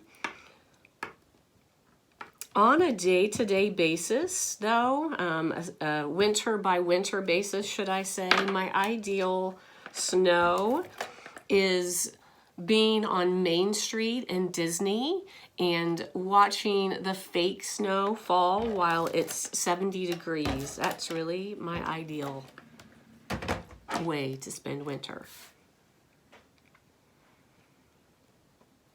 All right.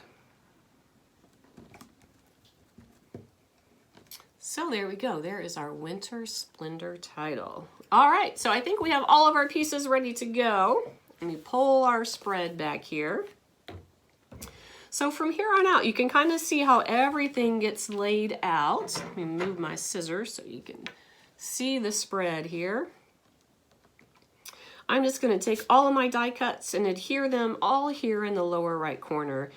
So even if you don't have your photos, chances are you're going to be safe to go ahead and use this lower right corner here for all of these die cuts if you want to do it along with me. We always want to start with the base and work our way up, of course. Sometimes it's a little hard to see when you're looking at the handout, but hopefully it's easier to see here while we're doing it together. So we're going to start with this oval here. So there is an oval that the snowman rests on. So it's kind of like his own little snowbank there. So we're going to give him his own little snowbank down in that lower right corner. I'm just going to eyeball it there. The reason why I didn't go white, because, if you just look at it like this, it kind of looks like Hercules was involved with that snowbank, if you know what I mean, my little doggy. But if we would have used white, we have a white mat, we have a white snowman, so I needed something that was just a little off of that so that you could even see that it was there. And the reason why the cream color worked here is, again, because in our collection pack, the color scheme is shades of blue and shades of brown, and cream is a shade of brown. So it's why the cream works here, how we can have the white of the snowman and that cream colored of our snowbank, and it blends seamlessly. It's because of the designers of the pattern papers have kind of already told us that color scheme that works. So it's bringing in the browns, which, as you see in the plaid here, when browns get lighter, they get shades of cream. Just as when the dark blue gets lighter, it gets to a sky blue kind of color. So that's how we can bring in that cream down there. Just cheating and going exactly off the pattern paper collections, just as they were given to us there. All right, let's go ahead and add our little snowman.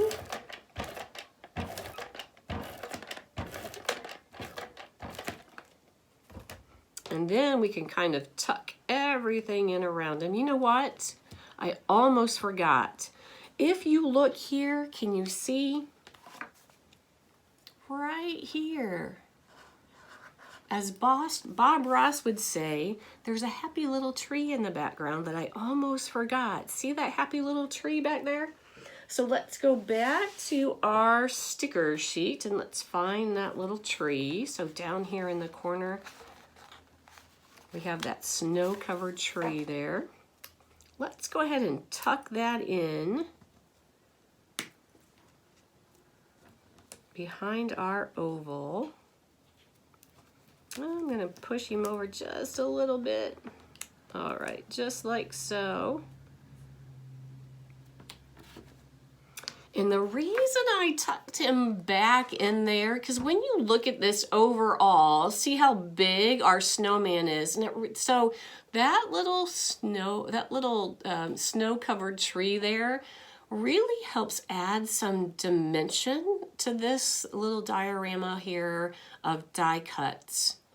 So we know logically that the tree would be bigger than the snowman. So by doing it this way, it looks like we're standing right in front of the snowman, and that happy little tree is, you know, a mile away or, you know, hundreds of feet behind.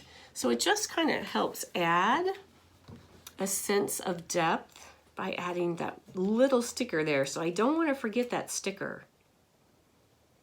All right, so we got our snowman there. All right, I think both of our snowflakes are about the same size. They are exactly the same size. So I'm gonna do one here at the base. Again, I'm not going to be very generous with my adhesive. I'm just going to dab some there in the middle.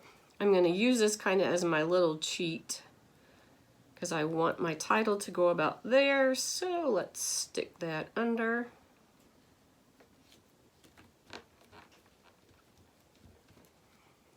All right, for the snowflake here, if you look at this little snowflake, I did add a sticker in the center. So there is a sticker there in the middle of that snowflake. So let's go back to our sticker sheet. If we use the exact one, it's here in the upper center of that sheet. And I'm going to add that to our snowflake. Perfect. Add some adhesive there just in the center.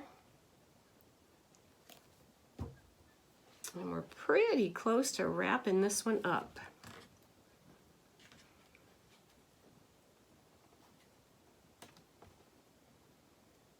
All right. All right, I'm going to go ahead and add the adhesive to our flower and to our title at the same time. Again, going back to my dry adhesive just because I think it's a little more flexible, so I want to use it while I can. And I'm going to add my title. And then I'm going to tuck this little flower underneath the corner here.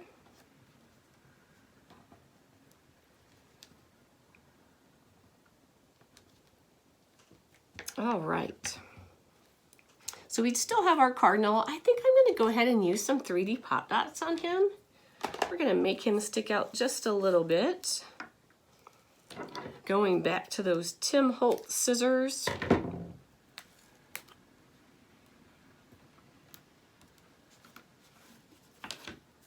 Just to give it just a little extra pop there. And we're going to make it just so he's kind of resting on top of our title. And then feel free to add whichever stickers you'd like. I did add one more little snowflake there, here in this upper right. And that's all I use from the sticker sheet. So you see that there's a lot that are still available. And as we go on for this video, so once I finish the class, it's not totally done there, because with this series, I want to make sure that you learn the steps as we go along. And there's so much to teach you in this first section. So make sure you stick around when we finish up this page, and we're going to tell you how we've used this collection packs for other projects and how we have taken the theme of this collection pack and really turned it on its head and used it for something totally different. So make sure you stick around after we adhere these chevrons to finish this page.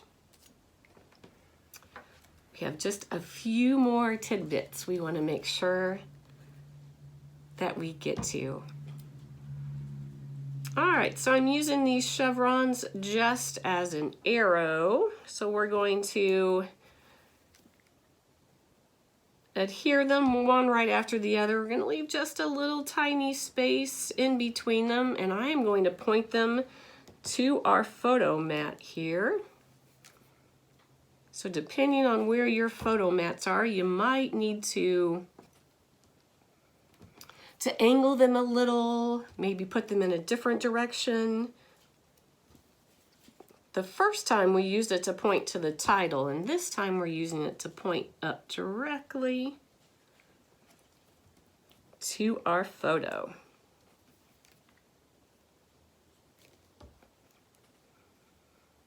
All right, last piece. There we go, all finished with the entire spread. So I'm going to put this one aside, and I'm going to bring back our left side of the spread here. So here we go with our Snow Days spread, using the collection pack Winter Chalet from PhotoPlay. Again, we're using that gorgeous paper pack just as it was meant to be. It was meant to be a beautiful wintry scene backdrop there for your photos. We were able to bring in our little pops of color by finding the perfect paper that coordinated with our collection pack and had a bonus color in it, so that then we could add this pop of color that our original collection pack didn't have. So we could use that for any pop of color. So if you found a navy that had a pop of purple because your favorite color is purple and you had a purple hat on that day, you could use that technique to be able to bring in another color to the collection pack that didn't already exist in their color scheme. Now, it's a bit of a needle in a haystack to say, just go find this piece of paper. So no, we're not gonna leave you hanging too long. Part 2 in this pattern paper series, we're gonna teach you how to easily find those pattern papers, because you know, it looks like we got really lucky here, right? We just went to our stash, we kind of went through it, and we found the perfect paper. And sometimes it's as easy as that. You get that lucky on the first try. A lot of times it's trial and error. We're going to try this one, we're going to try this one, and we're going to lay this paper out to see what works. So we're going to keep diving deeper into pattern papers as this 3-part series goes. But if we go back now to our booklet for this particular chapter 1, part 1. So again, we talked about the Winter Chalet from PhotoPlay. We talked about all of the beautiful My Colors cardstocks that we've handpicked and think work beautifully with that Winter Chalet collection. And now we have worked our way through pages 10 and 11 and a little part of 12. Working on our Snow Day class kit. And again, don't forget, we give you this little blurb, what was she thinking? So I was able to tell you through the instruction of this spread how we were able to bring in those pops of colors that the collection pack didn't have.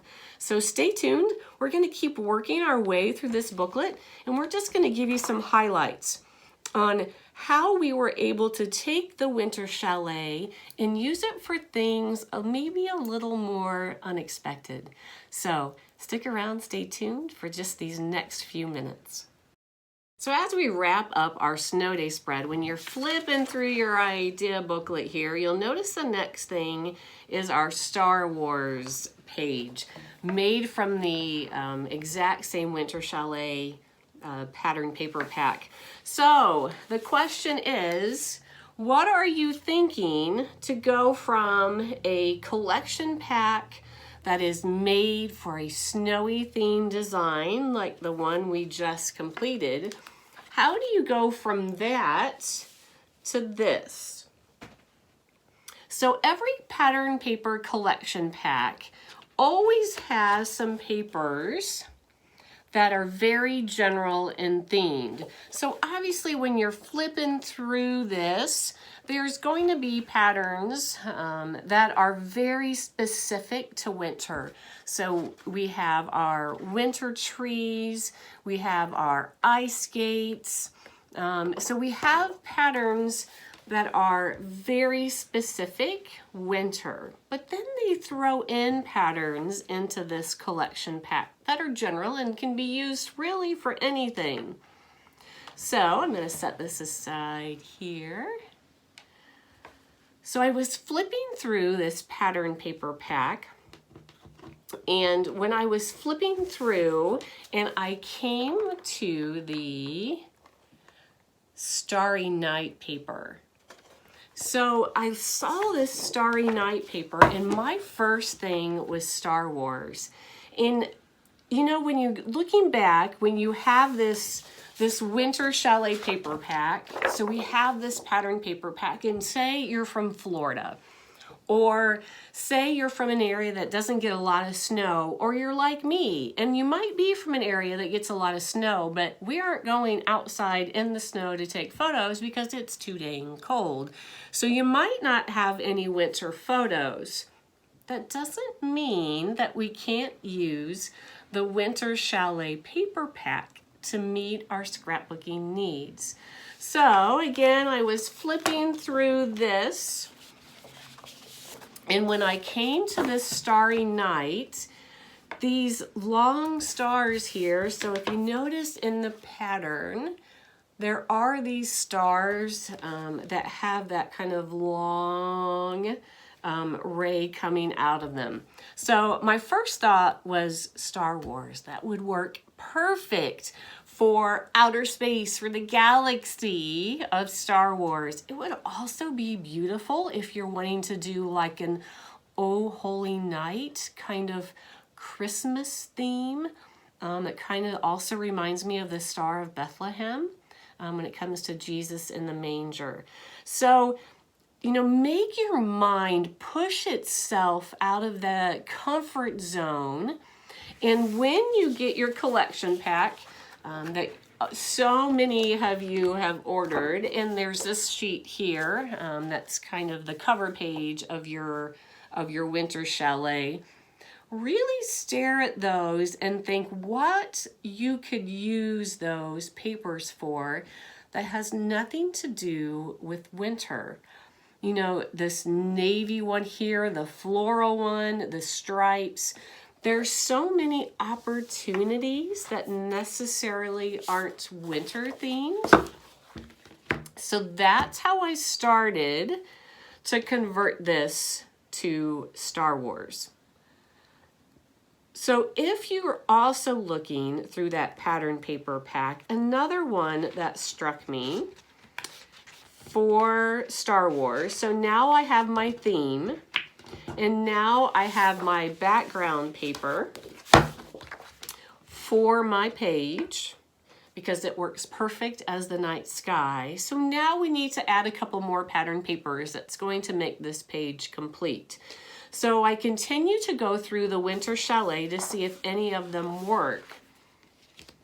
And then when I thought about then some of the terrain of the Star Wars galaxy of, I don't know Star Wars that well, but I think of, you know, the scenes where the the planes or whatever they're called are going through the sky, and there's mountains, and then they come into deserts, and then there's all of a sudden like sand everywhere. That's kind of what this reminded me of. So I thought, here we are with 2 pieces of paper from our winter collection pack that work beautifully for Star Wars and have nothing to do with winter. So really we could have stopped there, right? We could have just used these 2 papers, and then we could just add our photos, add our die cuts, add some stickers, some embellishments, and these 2 papers would work perfectly just as they are for Star Wars. But I wanted to take it up just one more notch. So I wanted to bring in one more pattern paper.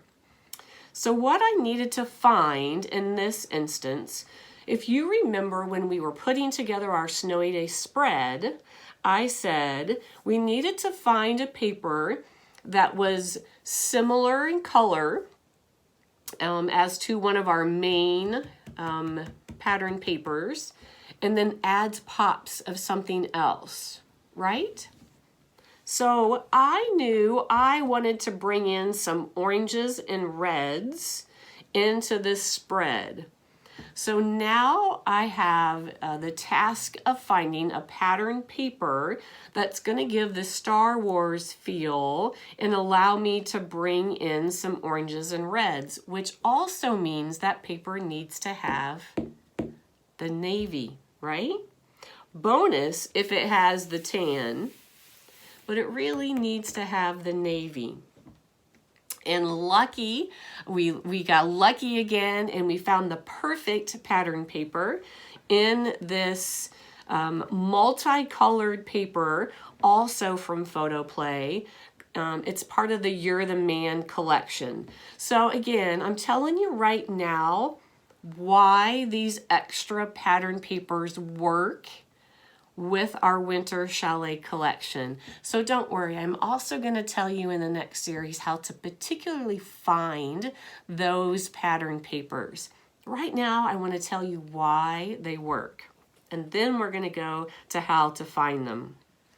So when I saw this paper in our You're the Man collection, it gives me that galactic feel. It almost reminds me of R2-D2. When he would talk, if he would spit out ticker tape of what he was saying, this is what it would look like. That's what it reminds me of. And it has the navy that we needed. And if you look, it has kind of a goldy color that's really similar to our tan. So it had the navy and it had the tan. And then it also had the oranges and the reds that we needed to tie in the colors of our die cuts. So that's how we got the Winter Chalet collection, and we brought it over to the Star Wars galaxy and made all of those papers all work together. So now to make a coordinating page, you have your Winter Chalet paper pack, right? Take your Winter Chalet just like this. Use your stars as the background. Cut out a square of your sand desert paper. It's really what, sweater pattern. But to me, for this, it's like that desert sand. So cut out a square of this and put it in the center. And now you can use some of these die cuts you could pull over to spread them out. You could obviously add more photos. And then voila, you have a 2-page spread. So that's what I was thinking when I was flipping through and trying to find how this pattern paper pack could be used for something else.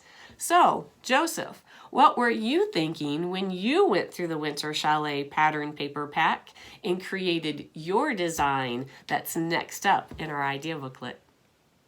Thanks, Andrea. When I went through the PhotoPlay Winter Chalet collection pack, the navies and dark browns of the collection really got me thinking of a dark and stormy night. The white stars of the navy pattern paper and the lighter tones reminded me of the moon and mysterious magic. The combination of these two ideas made me think of the supernatural, specifically werewolves. Now, werewolves don't exactly fit into a typical scrapbook page, which is why I chose to make a hanging artwork piece. Mandalas, shadow boxes, and hanging artwork are always a great tool to utilize your pattern papers and ideas when you don't have pictures to go with them. The wide range of tones and shades in the collection pack helped me create the illusion of a full moon casting a shadow on the scene. I also used the wood grain pattern paper to create a frame to help imitate looking out a window.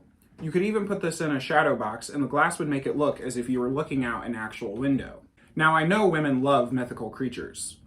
Unicorns, vampires, werewolves, men who listen. Back to you, Andrea. Isn't it amazing how two creative people can look at a collection pack and see totally different things in each of those patterns? Next, check out Lori's thoughts when she first saw the Winter Chalet collection pack. Hello, I am so excited to be here today to talk to you about my project that I have for Playing with Paper, Chapter 1, Mixing Paper Patterns. I'm so excited to be here to talk about my project that Andrea wanted me to create for the first chapter. And when we had our first initial meeting about the project, Andrea gave us this paper pack, Winter Chalet. And she told us that we could create anything that we wanted to, any sort of project or whatever, just to use our imaginations. And my mind didn't go far because I love winter. And when I saw the beautiful colors that they used in this paper pack, I imagined and envisioned all the wintry scenes and snow. I love winter, I love everything about it, and even the cold temperatures. I am 100% for the cold. But my dad loved winter, and I just envisioned everything from my childhood that we did together. And that's where my inspiration came from for my booklet, my project that I put together.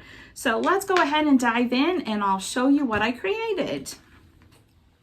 It is actually a mini booklet, and I will sort of flip through it just a little bit, but I'm then going to take it apart and show you the spreads individually and talk about them each. But this is what the booklet looks like if you would like to put a little mini booklet together like this. The back was left empty that you could add extra pictures to it. There are pictures mats in the front, but if you want to add extra larger pictures, you can put them on the back here. So I will just leaf through it. You can see how I pulled out. I tried to pull out all the different tones in each of the pages that I created, and then as you can see, I added red. I wanted a pop of color that came off, a pop of color to add to the packet, and my choice was easy. My dad has since passed, and the color that I chose, I immediately knew that I wanted the pop of red to come off because I love cardinals, and each winter I have sets of cardinals that come and visit me in my house, and I always say that they're my visitor from heaven. And so that's where I came up with the first page, was always watching over you with my cardinal. And so that's where I came up with the pop of red in here. And so as you can see, I tried to use it quite a bit throughout my project to just give a little pop every now and then. I used red gems. If you can see them here, I used some red gems in here. And then I ended up thinking, what I couldn't fit everything that I wanted to in the booklet, so I thought, oh, it would be fun to put little extra pieces in here. So they're bonuses for you in the little booklet that we made, that we inserted in here. And there are different colored gems. I've got some blue, I've got some sparkly like diamonds, snowflake, a lot of Papa Red here. Now, we didn't ever go visit any penguins, but I thought this was way too cute. You're my penguin. So I thought great pictures of my dad and I could be on that page. And Burr, snowman. And so, okay, so I'm going to take it apart now and we're just going to go piece by piece so you can see it quickly and see how I use the color combinations together. So as I said, this is the first page. I used pop dots. The snowflakes, if you can see here, are lifted off of the page, popped up, the cardinal, the hearts. And then I ended up adding aquamarine, I believe the color is, that I pulled out of the plaid and a couple of the other pieces. And then this is the next spread that goes together. Chilling with my snowmies here. And as I said, the backs are empty, so you can add a lot more pictures to those. And then the cup of hot chocolate. It's going to be hot chocolate for me because I don't do coffee. So this is my cup of hot chocolate, but it can be your cup of coffee. And I love this because I added extra dimension coming off of the top of the coffee or hot chocolate cup here. And then it has another red accent, a little tiny snowflake and a gem. And then my grandma and grandpa had a pond, so I had to incorporate some ice skates in there. And with the ice skates, I thought this pattern paper was just absolutely perfect. You know, reminded me of my grandma and grandpa's pond, and you know, the ripples sometimes that the ice gets in it. I just thought it was just absolutely perfect for this one. And then we added a snowflake. And it again is pop dotted off of here. And then I have You're My Penguin, snowflakes and hearts. Good Papa Red on this one. And again, lots of room for pictures on the back. Burr, I'd Melt, whoopsie. Burr, I'd Melt for You is this one. We always went snowmobiling, so I thought that this would be perfect. We always had our hats and helmets and our scarves on when we were playing outside on our sleds or our snowmobiles. And so I thought, Burr, I'd Melt for You, bundle up with the mittens, little snowflakes with gems on those. And the colors coming off, can you see back here all of the striped different colors that are in most of the entire packet? Just adds so much dimension to this page here. Okay, and then I did a little mitten, and again the snowflakes, if you can see, come off. I've got them all pop dotted off of there that you could add into the mini album. And then the last page, hot chocolate, snowflakes, cozy blankets, and sledding. The only thing I probably would have added there, if I could have, would have been snowmobiling, because my dad always was trading something. We didn't have much money, so he traded things. And so we rode a lot of snowmobiles. And I just get so excited every year that the snowflakes come out and start flying.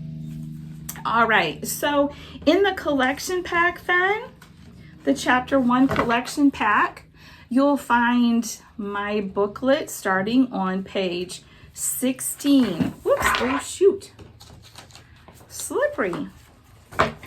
And it gives you directions, step-by-step directions on each of the pages, how to put it together.